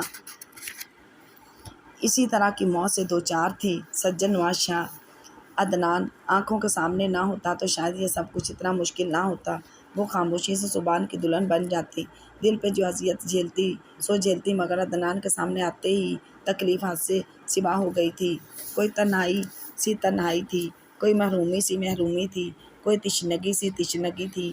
آج مہندی کے فنکشن سے قبل وہ شیشے کے سامنے بیٹھی تھی، دل کی بستی عجیب آندھیوں طوفانوں کا شکار تھی۔ اسی وقت چندہ کمرے میں داخل ہوئی۔ سجل باجی، بڑی امی کہہ رہی ہیں کہ 15 منٹ تک آپ کو نیچے لے جانے کے لیے لڑکیاں اوپر آئیں گی، آپ تیار ہو جائیں، چندہ نے کہا۔ وہ خاموشی سے بیٹھی رہی، آنکھیں غیر مروئی نقطے پہ اٹکی کچھ تلاش کر رہی تھیں۔ یہ سسرالی جوڑا آ گیا ہے اور یہ بارات کا سرخ جوڑا۔ چندہ نے بری والا تھال بستر پہ رکھ دیا۔ میری میت پہ ڈالنے کے لیے کفن بھیج دیے ہیں اپنوں نے۔ سجل کے جملے کا لفظ نارسائی و محرومی میں ڈوبا تھا۔ چندہ تڑپ اٹھی۔ کیسی باتیں کرتی ہیں باجی، یہ تو آپ کے سہاگ کے جوڑے ہیں، رب تعالیٰ آپ کو سدا سہاگن رکھے۔ چندہ نے کہا، کبھی کبھی لوگ دعاؤں کے لبادوں میں بددعائیں پہنا دیا کرتے ہیں۔ سوچتی ہوں جس طرح لوگ مزاروں پر سرخ اور سبز کرن لگی چادریں چڑھا کے اپنی منتیں مرادیں مانگتے ہیں، اسی طرح ایک کنواری دوشیزہ کے کورے بدن پہ سرخ اور سبز چادریں ڈال کے مرادیں مانگتے ہیں، اپنی خواہشوں کی بھیک کے طلبکار ہوتے ہیں۔ سجل کی آنکھیں ابھی تک غیر مروئی نقطے پر ٹکی تھیں۔ سجل باجی، اسی طرح اداسی کی باتیں نہ کیا کریں، میرا دل آپ کے لیے بہت خوش ہے۔ جو قسمت میں نہ تھا اسے بھول جائیں، اس کے بارے میں سوچ سوچ کے اپنے دل کو پامال نہ کریں۔ چندہ نے اس کے دونوں کندھوں پہ اپنے ہاتھ رکھ دیے۔ تو مجھ سے اپنا دل بدلے گی؟ چندہ، کتنا عجیب سوال تھا سجل کا۔ چندہ اس کی صورت دیکھتی رہی۔ ہاں چندہ، جس طرح تو میرے کپڑے لے کر پہنتی ہے، میرے زیور پہنتی ہے، میری کنگھی اپنے بالوں میں پھیرتی ہے، اسی طرح میرا دل بھی میرے سینے سے نکال کے اپنے دل کی جگہ رکھ دے اور اپنا دل مجھے دے دے۔ سجل کی بات پہ چندہ کے اندر بھی اداسی پھیل گئی۔ وہ خاموشی سے آنکھوں سے سجل کو شیشے میں دیکھنے لگی۔ اپنا دل تو میں آپ سے کب کا بدل چکی ہوں۔ میرے سینے میں میرا دل کہاں ہے سجل باجی؟ میرے سینے میں تو آپ کا دل آ گیا ہے، وہی محسوسات، وہی وفا، وہی اضطراب لہو بن کر دل کی شریانوں میں دوڑ رہا ہے، وہی درد دھڑکن بن کر لمحہ لمحہ دھڑک رہا ہے، وہی بے قراری کروٹ کروٹ زندہ ہو رہی ہے۔ آپ کے اترے کپڑوں، زیور، دوپٹوں، چوڑیوں ہی کی طرح آپ کی محبت کی اترن بھی اوڑھ لی ہے میں نے اپنے دل پہ۔ آپ کی آنکھوں کا کاجل چرا کے اپنی آنکھوں میں سجاتی تھی، آپ کی آنکھوں میں ٹھہرے رت جگہ بھی اپنی آنکھوں میں دگا لیے چوری کر کے، آپ کے ہونٹوں پہ سجنے والی سرخی اٹھا کے لگاتی تھی، آپ کے ہونٹوں پہ بکھرے درد کے گیت بھی چرا لیے۔ آپ کے دل کی تشنگی، آنکھوں کی پیاس، چین و قرار، سبھی کچھ تو میرے پاس ہے، میرے اندر ہے۔ آپ نے نہیں دیا، میں نے نہیں مانگا، مگر پتہ نہیں کب کس لمحے وہ سبھی کچھ میرے اندر منتقل کر دیا۔ جس کی سوندھی گلی مٹی میں آپ نے عشق کا بیج بویا تھا، اسی مٹی کا ایک قطرہ میرے دل میں بھی گر پڑا ہے۔ آپ کے اندر کے بیج کے ساتھ ساتھ میرا بیج بھی پنپ رہا ہے، بڑھ رہا ہے، شجر بن رہا ہے، اپنی چھاؤں میری روح میں منتقل کر رہا ہے۔ دل تو اپنا میں کب کا بدل چکی ہوں آپ سے۔ چندہ اسے آئینے میں دیکھتی دیر تک سوچتی رہی۔ یہ خط میری طرف سے عدنان کو دے دینا اور اسے کہنا یہاں سے چلا جائے ہمیشہ ہمیشہ کے لیے۔ سجل نے ایک پرچی چندہ کو تھمائی۔ چندہ نے وہ لے لی اور اپنے دوپٹے کے پلو سے باندھ لی۔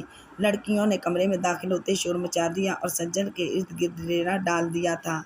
ڈال ڈال موتی چمکائے، روم روم مہکار، مانگ سنگار کی سندرتا سے چمکنے دن چندن دار، گوری کرت سنگار، آئی مہندی کی یہ رات، لائی سپنوں کی بارات۔ ہر طرف آوازوں کا شور مچا تھا۔ سجل کو لڑکیوں نے گوٹے والا دوپٹہ پہنایا اور اپنے ہمراہ دوپٹے کی چھاؤں میں باہر لے جانے لگیں۔ چندہ کمرے میں اکیلی رہ گئی تھی، اس کے دل میں توڑ پھوڑ مچی ہوئی تھی۔ کسی کی میت سفید کفن میں لپٹی آسماں بیگ کے لانچ میں پڑی تھی، اس کے ارد گرد کئی سارے لوگ بیان کر رہے تھے۔ بیان کرنے والوں میں امی اور صبا کا چہرہ واضح تھا، آہوں اور کراہوں سے بوجھل بوجھل فضا تھی، کربناک بلند ترین چیخیں جن کو سن کر ہی دل میں ایک چبھن ہوتی تھی، ایک درد ہوتا تھا۔ اچانک منظر نامہ تبدیل ہوتا ہے اور آنکھوں کے سامنے وہی ٹنڈ منڈ درخت آ جاتا ہے، اور اس درخت سے وہ خود بندھی ہوئی تھی، خزاں رسیدہ ٹہنیاں اس کے آگے پیچھے جھول رہی ہوتی ہیں۔ وہ ایک عجیب کربناک کیفیت میں اس درخت سے خود کو چھڑانا چاہتی تھی، مگر چھڑا نہیں پائی، اپنے دل پہ بہت شدید اذیت جھیلتی ہے۔ فضا میں ایک دھند چھا جاتی ہے، دھوئیں کے بادل ہر سو بکھر جاتے ہیں، غبار تمام کے تمام منظر کو ڈھانپ دیتا ہے، تاریکی ہو جاتی ہے، اور تاریکی بھی ایسی گھپ کے دم گھٹ جائے، سانسیں بوجھ محسوس کرنے لگیں۔ یکدم وہ اندھیرا وہ غبار، وہ دھند چھٹتی ہے اور اس دھند میں سے صبا کا چہرہ نمودار ہوتا ہے، صبح کی روشنی کی طرح شفاف، دودھیا اجلا چہرہ، اور اس کے چہرے پہ ایک ملائم مسکراہٹ ہوتی ہے۔ منظرنامہ پھر تبدیل ہو جاتا ہے، صبا کا چہرہ گم ہو جاتا ہے اور سفید کفن میں لپٹی لاش آنکھوں کے سامنے آتی ہے۔ آہو بکا کرتی امی اور روتی بلکتی صبا، کافور اور سندل کی خوشبو اسے ماحول میں محسوس ہوتی ہے، اسے گھٹن محسوس ہوتی ہے، وہ گھبرا کے اٹھ جاتی ہے۔ سبت، سبت! اریبہ نے تیزی سے سانس لیے، سبت کا نام پکارا تھا۔ کیا ہوا؟ کیا ہوا؟ اریبہ! سبت نیند سے جاگ اٹھا اور سائڈ میں رکھا لیمپ آن کر دیا۔ اریبہ پسینے میں نہا چکی تھی اور ابھی تک زور زور سے سانسیں لے رہی تھی، سینے میں گھٹن کا احساس ابھی تک قائم تھا۔ سبت نے پانی کا گلاس اسے تھمایا، جسے اس نے گھٹا گھٹ پی لیا اور قدرے پرسکون ہو گئی۔ کوئی برا خواب دیکھا ہے کیا اریبہ؟ سبت نے پیار سے اس کا ہاتھ تھاما۔ ہاں سبت، بہت برا خواب تھا، میت، کفن، آہو بکا، بیان کرتی صبا اور امی، اور دوسرا خواب، وہ خواب جو میں پہلے بھی کئی مرتبہ دیکھ چکی ہوں، درخت سے اذیت ناک طریقے سے بندھی میں اور چھانے والا غبار، اور غبار کا چہرہ چیر کے نظر آنے والا صبا کا چہرہ۔ اریبہ نے پریشانی سے خواب بیان کیا۔ ریلیکس، صبا کے متعلق سوچ سوچ کے تم نے اسے اپنے حواس پہ سوار کر لیا ہے، تم اچھا سوچو گی تو اچھا خواب دیکھو گی۔ پاگل لڑکی، تم اپنے ہنی مون پر اپنے جیون ساتھی کے ساتھ ہو، کیوں برے خیالات دل میں لاتی ہو؟ سبت نے نرمی سے کہا۔ سبت، آپ کی قسم، میں نے کچھ برا نہیں سوچا اور نہ کوئی برا خیال آیا، لیکن پتہ نہیں کیوں شعوری طور پر نہیں تو انسان کے لاشعور میں بھی لاکھوں واہمیں خدشے پلتے رہتے ہیں، کوئی خدشہ تمہارے دل میں بھی ہوگا۔ چلو گڈ گرل، سو جاؤ اب۔ سبت نے بتی بجھا دی اور لیٹ گیا۔ میں تھوڑی دیر تک سو جاؤں گی۔ اریبہ اٹھی اور موبائل فون تھام کے ہوٹل کے روم کے ٹیرس میں آ گئی۔ ٹیرس کشادہ تھا، اس نے سیل فون سے اپنے گھر کے نمبر پش کیے۔ صبح کا وقت تھا، فون صبا نے ہی اٹھایا جو ناشتہ کر رہی تھی۔ ہائے سویٹ سسٹر، کیسی ہو؟ صبا، ویسے تو میں ٹھیک ہوں، لیکن آج پھر وہی خواب میں نے دیکھا۔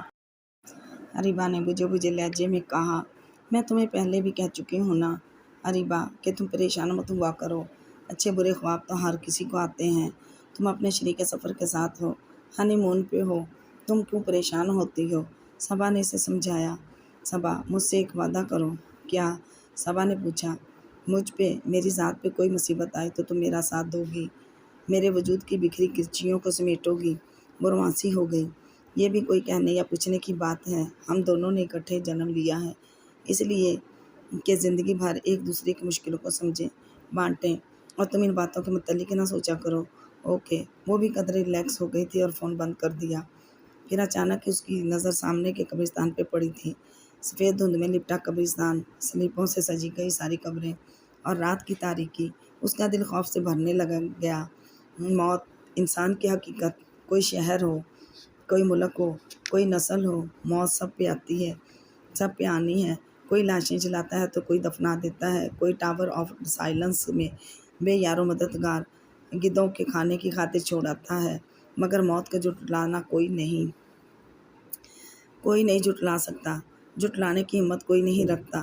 زندہ انسان کو سب چاہتے ہیں، ارد گرد رکھتے ہیں، رشتوں میں باندھتے ہیں، مگر وہ کیا چیز ہے جو جسم سے پرواز کر جائے تو انسان کے اپنے بھی اس سے جان چھڑاتے ہیں، دفناتے ہیں، جلاتے ہیں، پھینک آتے ہیں۔ ناکردہ چیز اس کے کسی کام کی نہیں ہوتی، خالی خلی ڈھانچہ جسم ان کے کسی مصرف کا نہیں ہوتا۔ روح ہر چیز کی اصل ہوتی ہے، روح ہو تو سب ہوتا ہے، روح نہ ہو تو کچھ نہیں ہوتا۔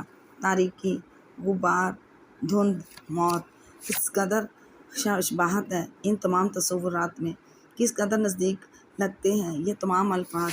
اریبہ دیر تک کھڑی دیکھتی رہی۔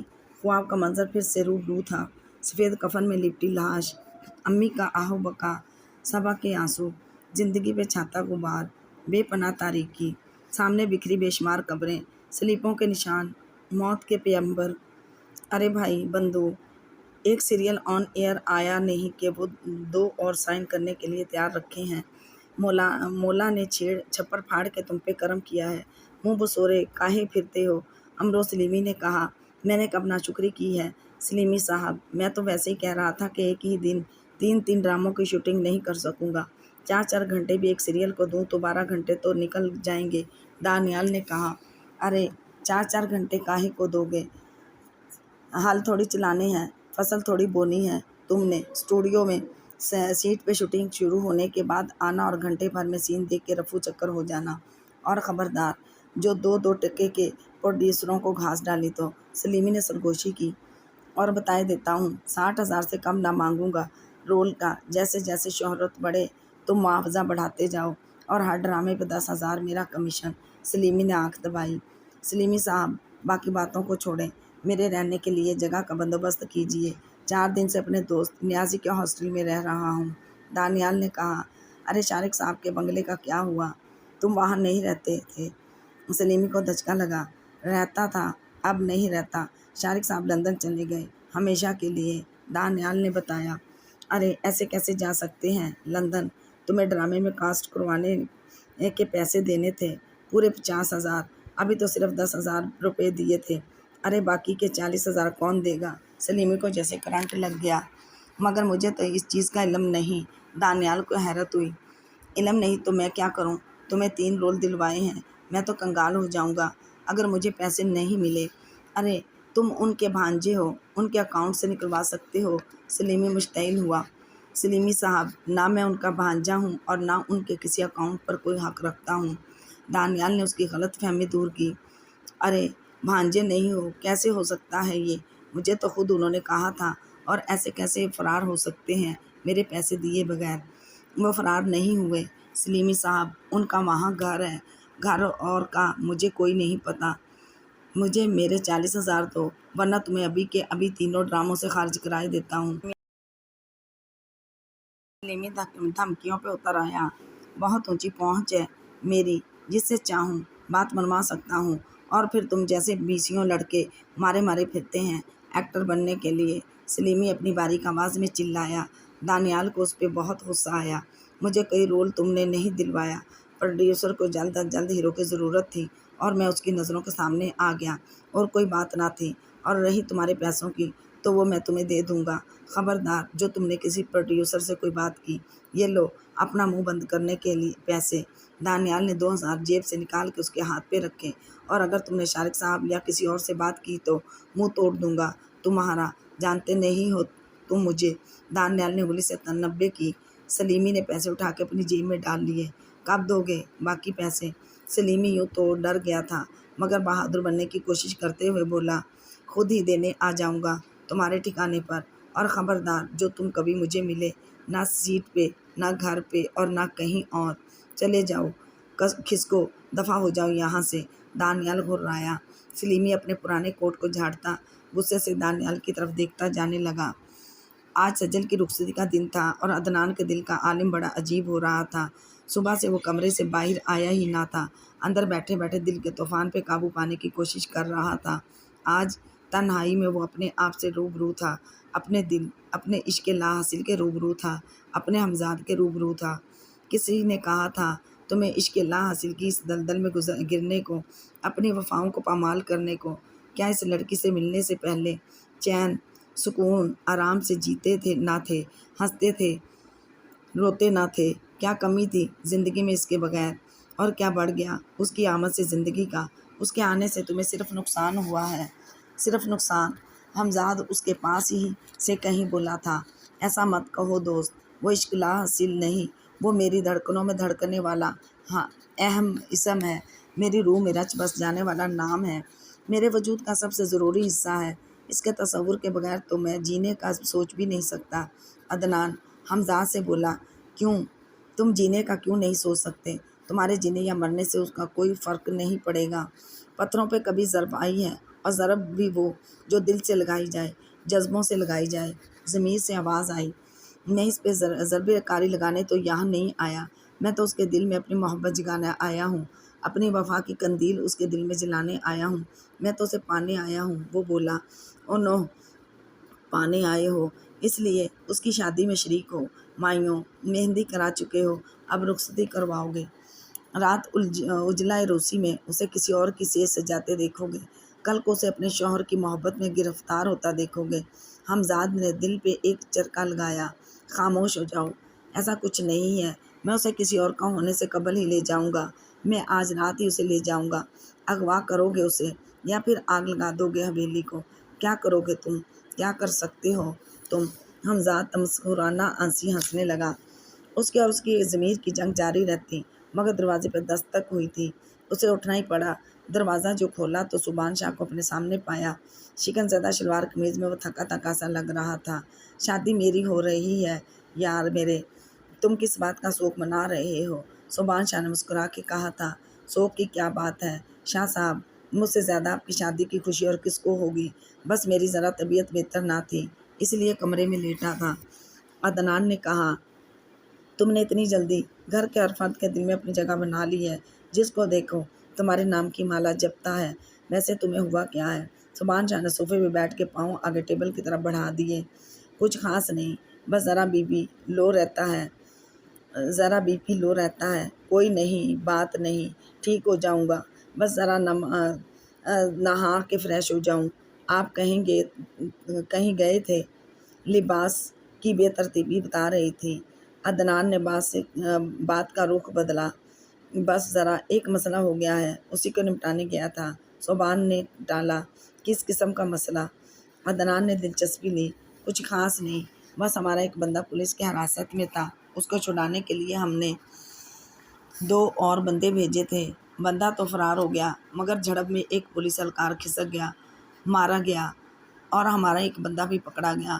اسی سلسلے میں کسی منسٹر سے ملنے گیا تھا، لیکن پریشانی کی کوئی بات نہیں، وہ چھوٹ جائے گا۔ سبحان شاہ نے انتہائی اطمینان سے کہا۔ عدنان کے دل میں جھٹکا ہوا۔ کسی انسان کا قتل سبحان شاہ کے نزدیک کھسک جانے کا مترادف تھا۔ انتہائی معمولی کام۔ لمحوں میں ہی عدنان کے تصور میں پولیس آفیسر کے خون میں لپٹی لاش اور اس کے بیوی بچوں کی آہ و بکا دوڑ گئی۔ وہ ڈسٹرب سا ہو گیا۔ تمہارے چہرے پہ اداسی اور پریشانی کے سائے کیوں لرز گئے؟ سپاہی باہی، ہم جاگیرداروں کے لیے خون، یہ گرفتاریاں معمولی کی بات ہوتی ہیں، ہم ان باتوں سے گھبرایا نہیں کرتے۔ سبحان نے فخر سے کہا۔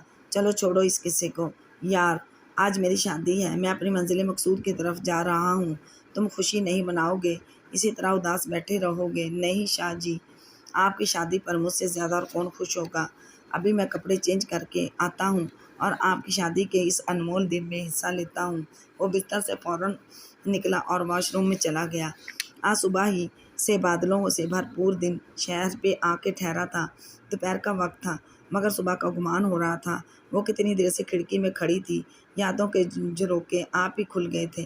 اس کی آنکھوں کے سامنے سائیکل چلاتی لڑکی گزری تھی اور اس کا ذہن کتنی دور سفر کر کے اسے لے گیا تھا۔ سائیکل کے پیڈل پہ تیزی سے پاؤں چلاتی نفسات سڑک پہ تیرتی چلی جا رہی تھی۔ سامنے ہی اسے رامس نظر آ گیا۔ رامس اس کا پڑوسی تھا اور جانی دشمن بھی۔ دونوں میٹرک تک اکٹھے پڑھے تھے اور دوستی نے کبھی دوستی کا روپ نہ دھارا۔ نوک جھونک، لڑائی جھگڑا، تو میں سب تھا، مگر دوستی نہ تھی۔ اس نے جان بوجھ کر سائیکل رامس سے ٹکرائی اور لڑکھڑا کر دور جا گرا۔ فضول لڑکی، تمہیں شرم نہیں آتی ایسی حرکتیں کرتے ہوئے؟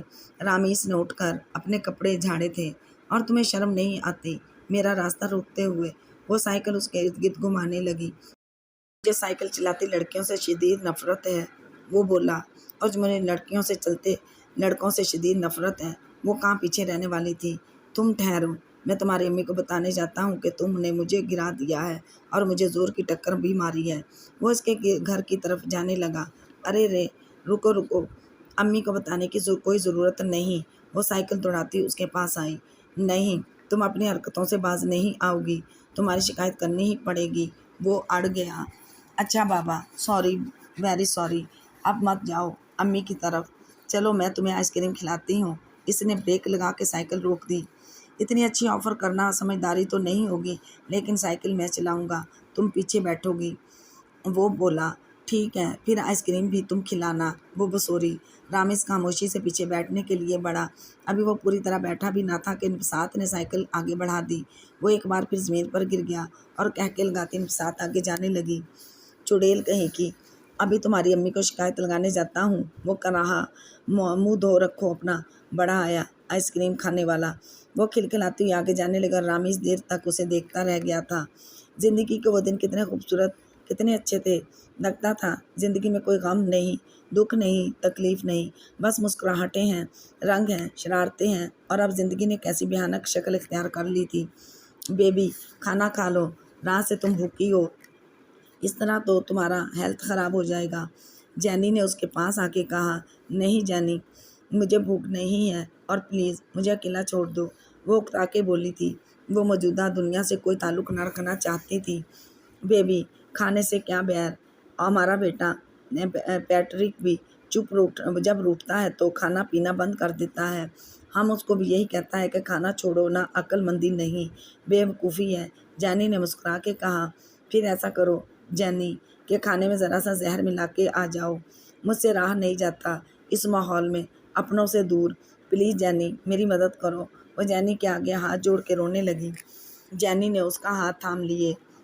بیبی تم صبر سے کام لو، یا تو حمزہ صاحب کا بات مان لو یا پھر انتظار کرو، پلیز بیبی ہمت نہ ہارو، جہاں اتنے دن صبر کیا ہے وہاں تھوڑا اور صحیح۔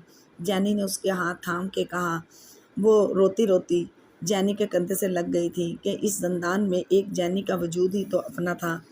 مہندی کی رات بیت گئی تھی، مگر انجانے طور پر ماحول میں مہندی کی، سندل کی، اپٹن کی مہک رچ بس گئی تھی۔ شادی پوری حویلی کو جگمگائی تھی، جگہ جگہ پھولوں نے اپنی جگہ بنائی تھی۔ بہت برسوں بعد حویلی میں رونق آئی تھی، اس لیے اہلیان حویلی دل کھول کے خوشی منا رہے تھے۔ چندا بائیں باغ کے ایک کونے میں کھڑی تھی، رات کی رانی کی مہک اس کے دل میں ایک عجیب سی اداسی اتار رہی تھی، روح تک گھر بنا رہی تھی۔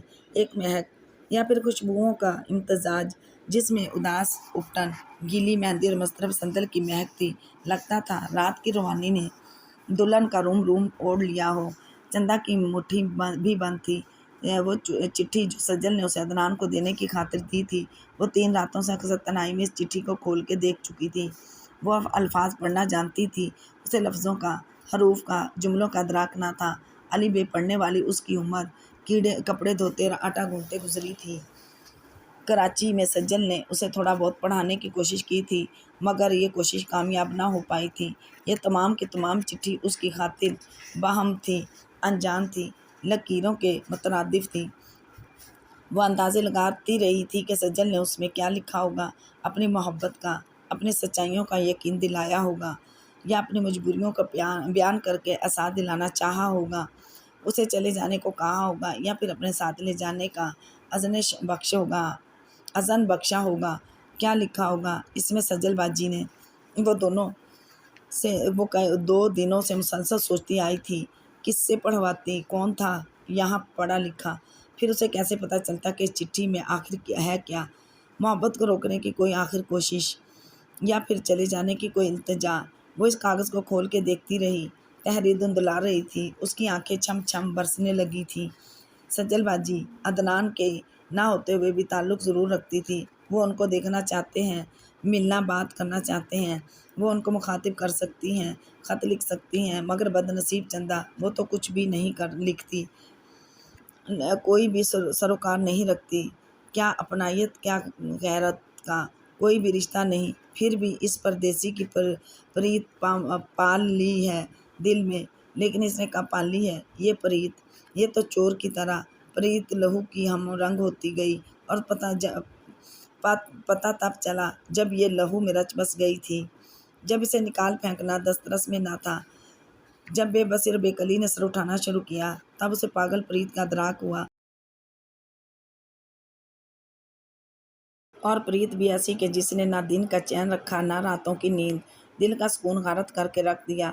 اس نے سوئیوں بار اس چٹھی اور اس مہم تحریر کو دیکھا، اس بات سے چٹھی سے شدید نفرت محسوس ہوئی۔ دل و دماغ عجیب و وحشی کیفیت میں آ کے سوچ رہے تھے۔ بے کران وحشت ایک تند گولے کے کالی میں ڈھل گئی تھی اور اسے اڑائے لے جا رہی تھی۔ تو سمجھتی کیا ہے خود کو؟ تو ہے کیا چیز؟ ساری فہم و فراست، ساری خوبصورتی فقط تمہاری ذات کا حصہ ہے، باقی تمہارے آگے کوئی حیثیت نہیں رکھتے۔ فقط تم ہی کس کے دل میں محبت جگانا، اسے پیدا کرانا جانتی ہو۔ پوری کائنات کا علم و فضل فقط تمہارے حصے میں آیا ہے۔ نہیں، غلط سوچ ہے تمہاری۔ تپتے لو دیتے میری محبت کے جذبے ایک نہ ایک دن اس پتھر کو ضرور پگھلائیں گے، نکال کے پھینک دوں گی میں اس کے دل سے تمہارا نام، تمہارا تصور۔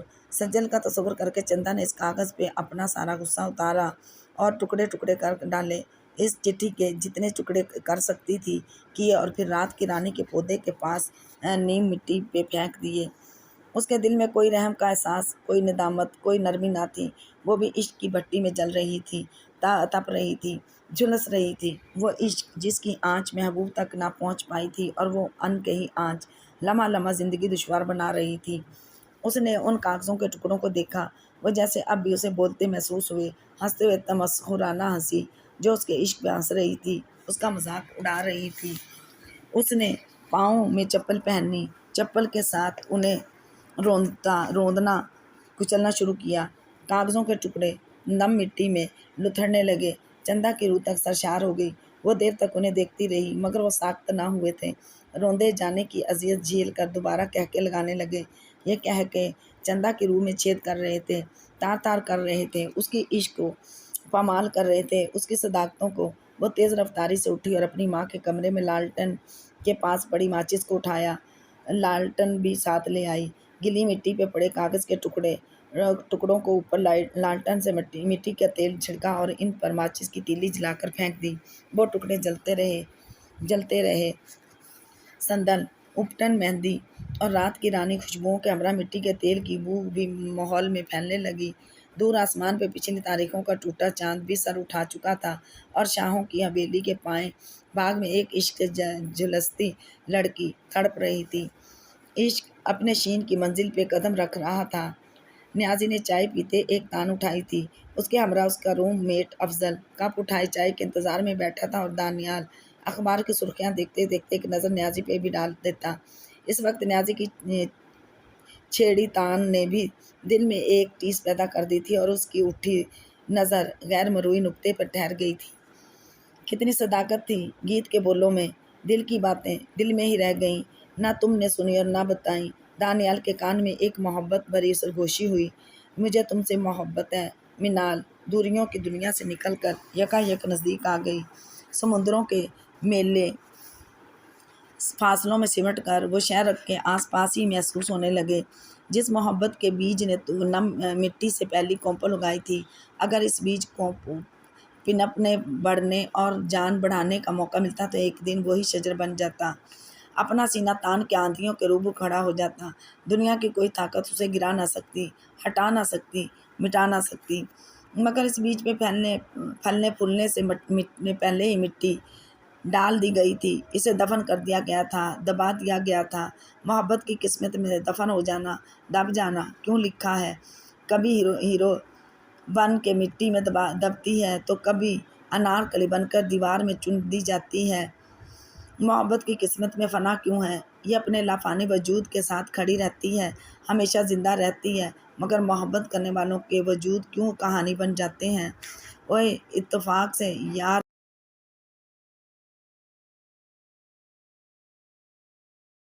دانی، تجھے اداکار نہیں فلاسفر ہونا چاہیے تھا۔ یہ خلا میں تیرا کیا کھو گیا ہے جو تجھے ملتا نہیں؟ جدوں ویکھو آسمان تے نظر ہوندی ہے۔ نیازی نے چائے کی پیالی اسے پکڑائی۔ ایسے لوگ بڑی گہری سوچ، بڑے اسٹرانگ تصورات رکھتے ہیں نیازی بھائی، بہت آگے جاتے ہیں۔ افضل بھی بھاپ اڑاتی پیالی اٹھائے ان کے پاس آیا اور تپائی پہ پیالی رکھنے کے بجائے خود بیٹھ گیا۔ گہری سوچ، اوئے میں اینوں بچپن تو جانتا ہاں، میری آنکھوں کے سامنے بڑا ہوا ہے یہ، اسے اور کوئی فکر فاقہ نہیں، بس روگی ہے، روگی، تن بدن کو جکڑ گیا ہے روگ اس کے۔ نیازی نے ڈرامائی انداز میں کہا، خدا خیر کرے نیازی بھائی، ہمارے ہیرو کو کون سا روگ لگا ہے؟ افضل گویا اچھل پڑا، عشق دے دشمن چاروں پاسے، اور نہیں کوئی بیلی۔ نیازی نے جواب میں پھر سے تان سین کے راگ لاپے۔ چائے کا کپ ختم کرتے ہی افضل نے پان بنانا شروع کیا۔ کھائیں گے ہیرو بھائی؟ اس نے دانی کو آفر کی۔ ایک تو یار یہ کراچی والوں کو پان دی بڑی مار ہے، اتفاق سے جس کو دیکھو لال دانتوں کے ساتھ ہنستا ہے۔ سڑکیں، دیواریں، گھر لال لال پھولوں سے سجی ہوتی ہیں۔ کسی پہ غصہ آیا تو ماری پچکاری بھر کے پٹر پٹر سامنے والے بندے سے منہ کھول کے بات بھی نہیں کر سکتے، الفاظ بھی پان کے ساتھ چبا جاتے ہیں۔ اتفاق سے نیازی نے غصے سے دل کی ہر بڑاس نکالی۔ اپنا اپنا شوق ہے نیازی بھائی، پنجاب والے لسی سے دل بہلاتے ہیں، ہم پان سے۔ افضل نے پان منہ میں ڈالا۔ اوئے لسی کا نام نہ لینا۔ لسی کا نام آتے ہی نیاز احمد نیازی کے دل کی دھڑکنیں ڈماڈول ہونے لگتی ہیں۔ اتفاق سے لسی جیسی کوئی شے نہیں۔ اوئے نیازی افضل پہ دھاڑا۔ ہوں کوں کوں کوں۔ افضل نے پان چباتے چباتے کچھ کہنے کی کوشش کی۔ چل جا، پکڑ تو لیا، گھس جا باتھ روم میں گیا تو باہر نہیں آؤں گا جلدی، اور یہ تیرے بولنے کی کوشش بیکار ہے، کوں کوں ہی کرتا رہے گا، کھانے کو روٹی ہو نہ ہو پان ضرور ہو۔ نیازی نے افضل کی خوب گت بنائی۔ وہ پان چباتے چباتے باتھ روم میں چلا گیا۔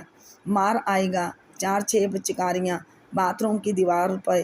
اتفاق سے چل چھوڑ پرا کر، تو بتا کیا پریشانی ہے تجھے؟ نیازی دانیال کے قریب بیٹھ گیا۔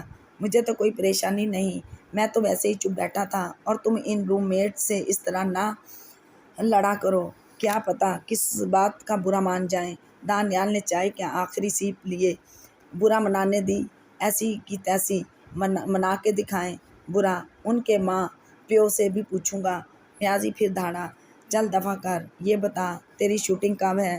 کل صبح، مختصراً جواب آیا۔ پھر کوئی تیاری شیاری نہیں کرنی؟ نیازی بولا۔ کسی زمانے کی بات کر رہا ہے یار، یہاں آرٹسٹ سیٹ پہ آ کے اسکرپٹ دیکھتے ہیں اور اسی وقت بولتے ہیں، کوئی ریہرسل کوئی تیاری نہیں ہوتی، اس لیے ہمارے ڈرامے صرف پیسہ بنانے اور بٹورنے کا ذریعہ بن گئے ہیں۔ دانیال نے صفائی سے کہا۔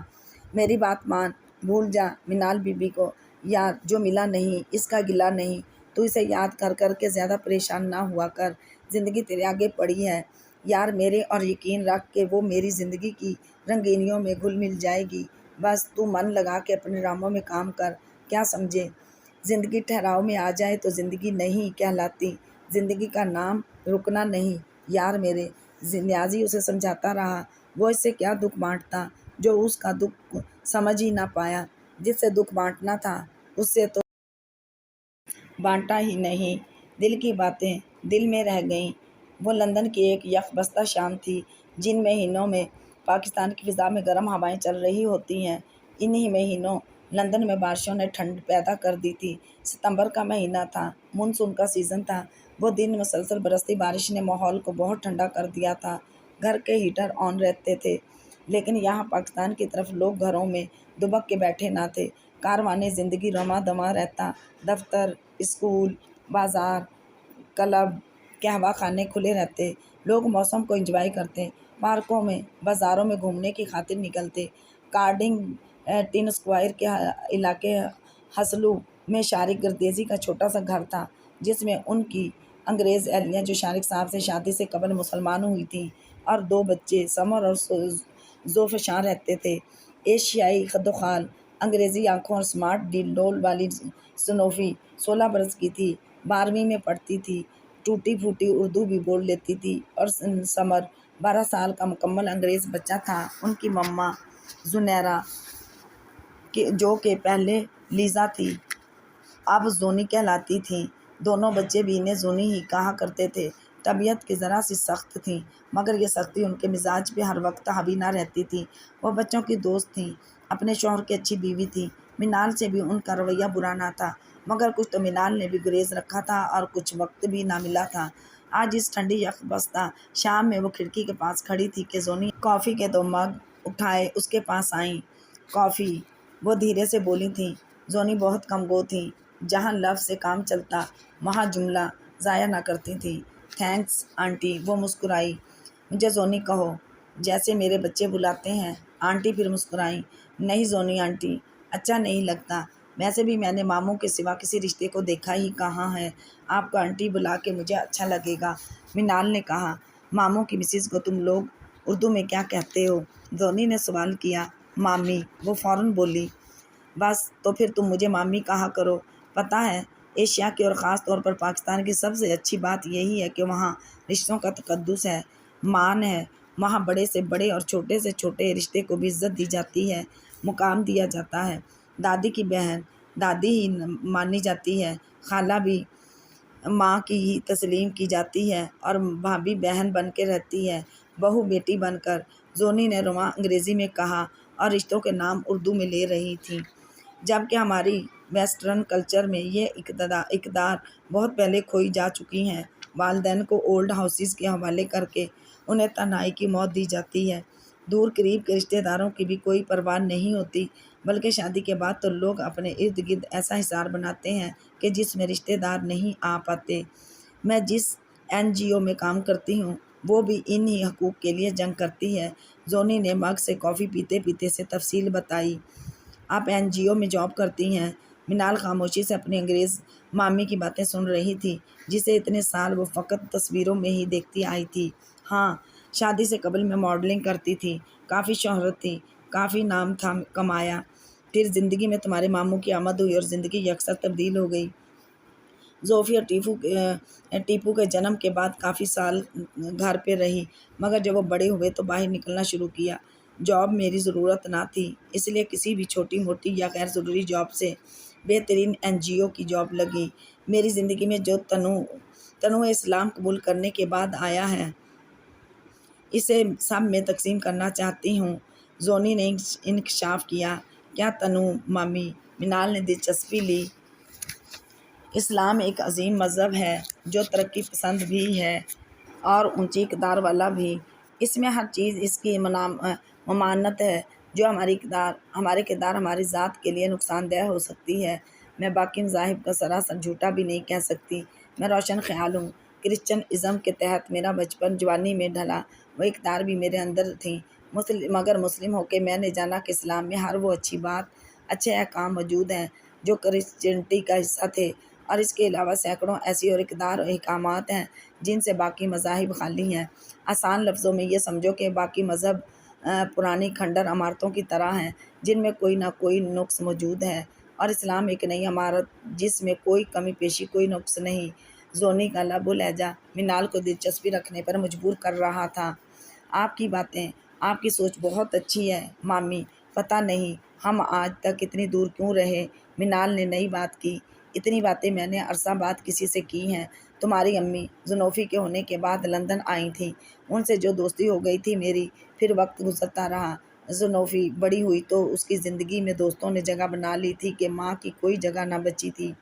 मगरबी इक़्तिदार ने ज़ुनोफ़ी के अंदर जड़ पकड़ ली है। मेरी इस ज़िद थी कि मैं अपनी पूरी ज़िंदगी लंदन में गुजारूंगी, और इस ज़िद की सज़ा मैंने ज़ुनोफ़ी के स्पॉइल होने की सूरत में पाई है। मैं अपनी बेटी के अंदर मुस्लिम एशियाई का इक़्तिदार नहीं डाल सकी। मैं हार गई। मिनाल, जोनी के लहजे में तासुफ़ उभर आया। मिनाल जोनी के पास आई, टेबल पर पड़े उसके सफ़ेद ठंडे हाथ पे अपना हाथ रख दिया। आप हारी नहीं हैं जोनी मामी, आपकी तरबियत रायगा नहीं जाएगी। ज़ुनोफ़ी ज़रूर समझ जाएगी, एक ना एक दिन ज़रूर, उसने दिलासा दिया। जोनी ने आंखों की नमी आंखों में रोक ली। पता है मिनाल, तुम बिल्कुल अपनी अम्मी की तरह हो। नफीसा आपा भी बिल्कुल तुम्हारी तरह थी, नाजुक और नरम, बहुत अच्छा दिल रखने वाली। जोनी ने कमेंट दिया। उसने अपनी माँ की बात पहली बार किसी के मुंह से सुनी थी, मगर उसके पास अपनी ही माँ के मुतल्लिक कहने को कुछ ना था। जोनी के साथ साथ उसका अपना दिल भी भीगने लगा था।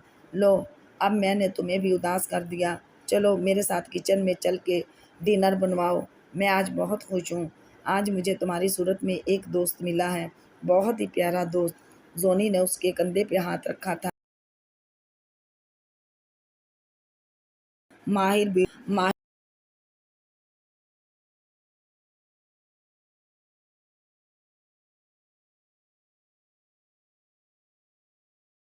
और जोनी के लफ्ज़ों ने दिल के ज़ख्मों पे मरहम रखे थे। माहिर ब्यूटिशन ने सज्जन के सभी चेहरे पर फूल खिला दिए थे। सुर्ख रंग का लहंगा चोली की छाँव में वो बहुत प्यारी लग रही थी। निकाह चूँकि पहले ही हो चुका था, लिहाजा रुखसती ही की रसूमात थी। बड़ी अम्मी ने यासीन शरीफ पढ़ के इसके चेहरे पे फूंकी और घूंघट गिरा दिया, ताकि इसे सबसे पहले इसका दूल्हा देखे, और अगर सबसे पहली नज़र चेहरे पे दूल्हा की पड़े तो वो ताउम्र अपनी दुल्हन का बना रहता है। हवेली के वसी और इस लॉन में डिनर का इंतज़ाम था। सोबान इस रात की सबसे अहम हस्ती के रूम में वहाँ बैठा था। ब्लैक कलर के टू पीस ने उसकी शख्सियत में चार चांद लगा दिए थे। हॉल میں ملک کی نامور اور طاقتور شخصیات بھی موجود تھیں۔ MNA، MPA، بیوروکریٹس، ناظم، کئی سیاسی شخصیات، ارد گرد کے وڈیرے جاگیردار۔ یہ مکمل مردانہ فنکشن تھا، اس لیے سجل زنانہ حصے میں موجود تھی۔ ڈنر کے بعد ان تمام سیاسی شخصیات کی خوشنودی کی خاطر حویلی کے مہمان خانے میں رقص و سرور کی محفل بھی سجنی تھی۔ عدنان بھی محفل میں موجود تھا اور صبحان آگے پیچھے اس کا تعارف بھی کروائے جا رہا تھا۔ رات قطرہ قطرہ ڈھلتی رہی۔ ڈنر کے بعد صبحان عدنان کے قریب آیا۔ یار، تم سے ایک ضروری بات کرنی تھی۔ جی حکم۔ وہ متوجہ ہو کے اس کے ساتھ ایک قدرے تنہا جگہ پہ آیا۔ وہ اصل میں ہم نے اپنے سیاسی دوستوں کے ہمراہ اندر رقص و سرور کی محفل میں موجود رہنا ہے۔ اگر تم ہماری طرف سے دلہن صاحبہ کو یہ پیغام دے آؤ کہ وہ ہمارا انتظار نہ کریں، ہم ضرور رات کے کسی پہر آ جائیں گے تو بڑی مہربانی ہوگی۔ صبحان نے آنکھ دبا کے مکارانہ انداز میں مسکرا کے کہا، ویسے تو اس سے خوبصورت سزا اس نئی نویلی دلہن کے لیے اور کوئی نہ ہوگی کہ وہ آج کی رات تنہا گزارے، لیکن پھر بھی ہم بہت نرم دل ہیں، اسے انتظار کی زحمت نہیں پہنچانا چاہتے، اس لیے تم جا کے کہہ دینا اور ہماری طرف سے ایک پھول بھی انہیں دے دینا۔ صبحان نے وہ خاموشی سے اس کی بات سنتا رہا۔ اس سے بڑھ کر وہ خدا سے اور کیا چاہتا۔ عجولہ عروسی کی مہنگی فضا میں پھولوں کی سجی سیج خالی تھی۔ ڈریسنگ ٹیبل کے سامنے رکھی سنہری کرسی پہ سجل بیٹھی تھی۔ اس کا سر کرسی پہ ٹکا تھا اور آنکھیں مندی ہوئی تھیں۔ چھوٹا سا گھونگھٹ چہرے سے ہٹ گیا تھا، جہاں آب و لگ سے ماورا حسن زیوروں کی جگمگاہٹ کے ہمراہ باہر جھانک رہا تھا۔ عدنان اس کے چہرے کو دیکھ کے ساکت ہو گیا تھا۔ پہلی نظر اس چہرے پہ عدنان ہی کی پڑی تھی۔ ارمانوں کی بانجھ ہوائیں آنکھوں کے گمنام جزیروں میں چلتی ہیں اور خواہش کے خشک درختوں کی شاخوں میں سائیں سائیں کرتی ہیں۔ موسم آنکھیں پھیرے دل کے درد نگر سے چل دیتے ہیں۔ بادل ویرانے پہ گھر کر بن برسے ہی چل دیتے ہیں۔ اس کے بنا آواز کی کرنیں، آنکھیں پھول، ستارے پتھر، دل ایک شہر سنگ ہے جس میں گلیاں باغ مینارے پتھر، خواہش جادو کی بستی ہے، مڑ کے دیکھو سارے پتھر، دریاؤں کے دھارے پتھر، وہ آئے تو پتھر کو آواز ملے، شہر سنگ کے دروازوں کو وا کرنے کا راز ملے، دل ایک خواب نگر ہے، اس کے خوابوں کو آغاز ملے۔ عدنان نے گلاب کا پھول اس کے سبھی چہرے پہ پھیرنا شروع کیا۔ نرم گال پہ نازک سی سرسراہٹ سجل کی خواب بیدہ آنکھوں کو کھول گئی۔ عدنان کے خوابوں میں ڈوبی مضطرب آنکھوں کو ہوش آیا تھا اور ہوش آتے ہی سامنے لگے شیشے میں سجل کو جو عکس نظر آیا تھا وہ اسی ظالم کا تھا جس کے نام پہ دل خواہشوں کے ویران کھنڈر میں بھٹکتا آیا تھا۔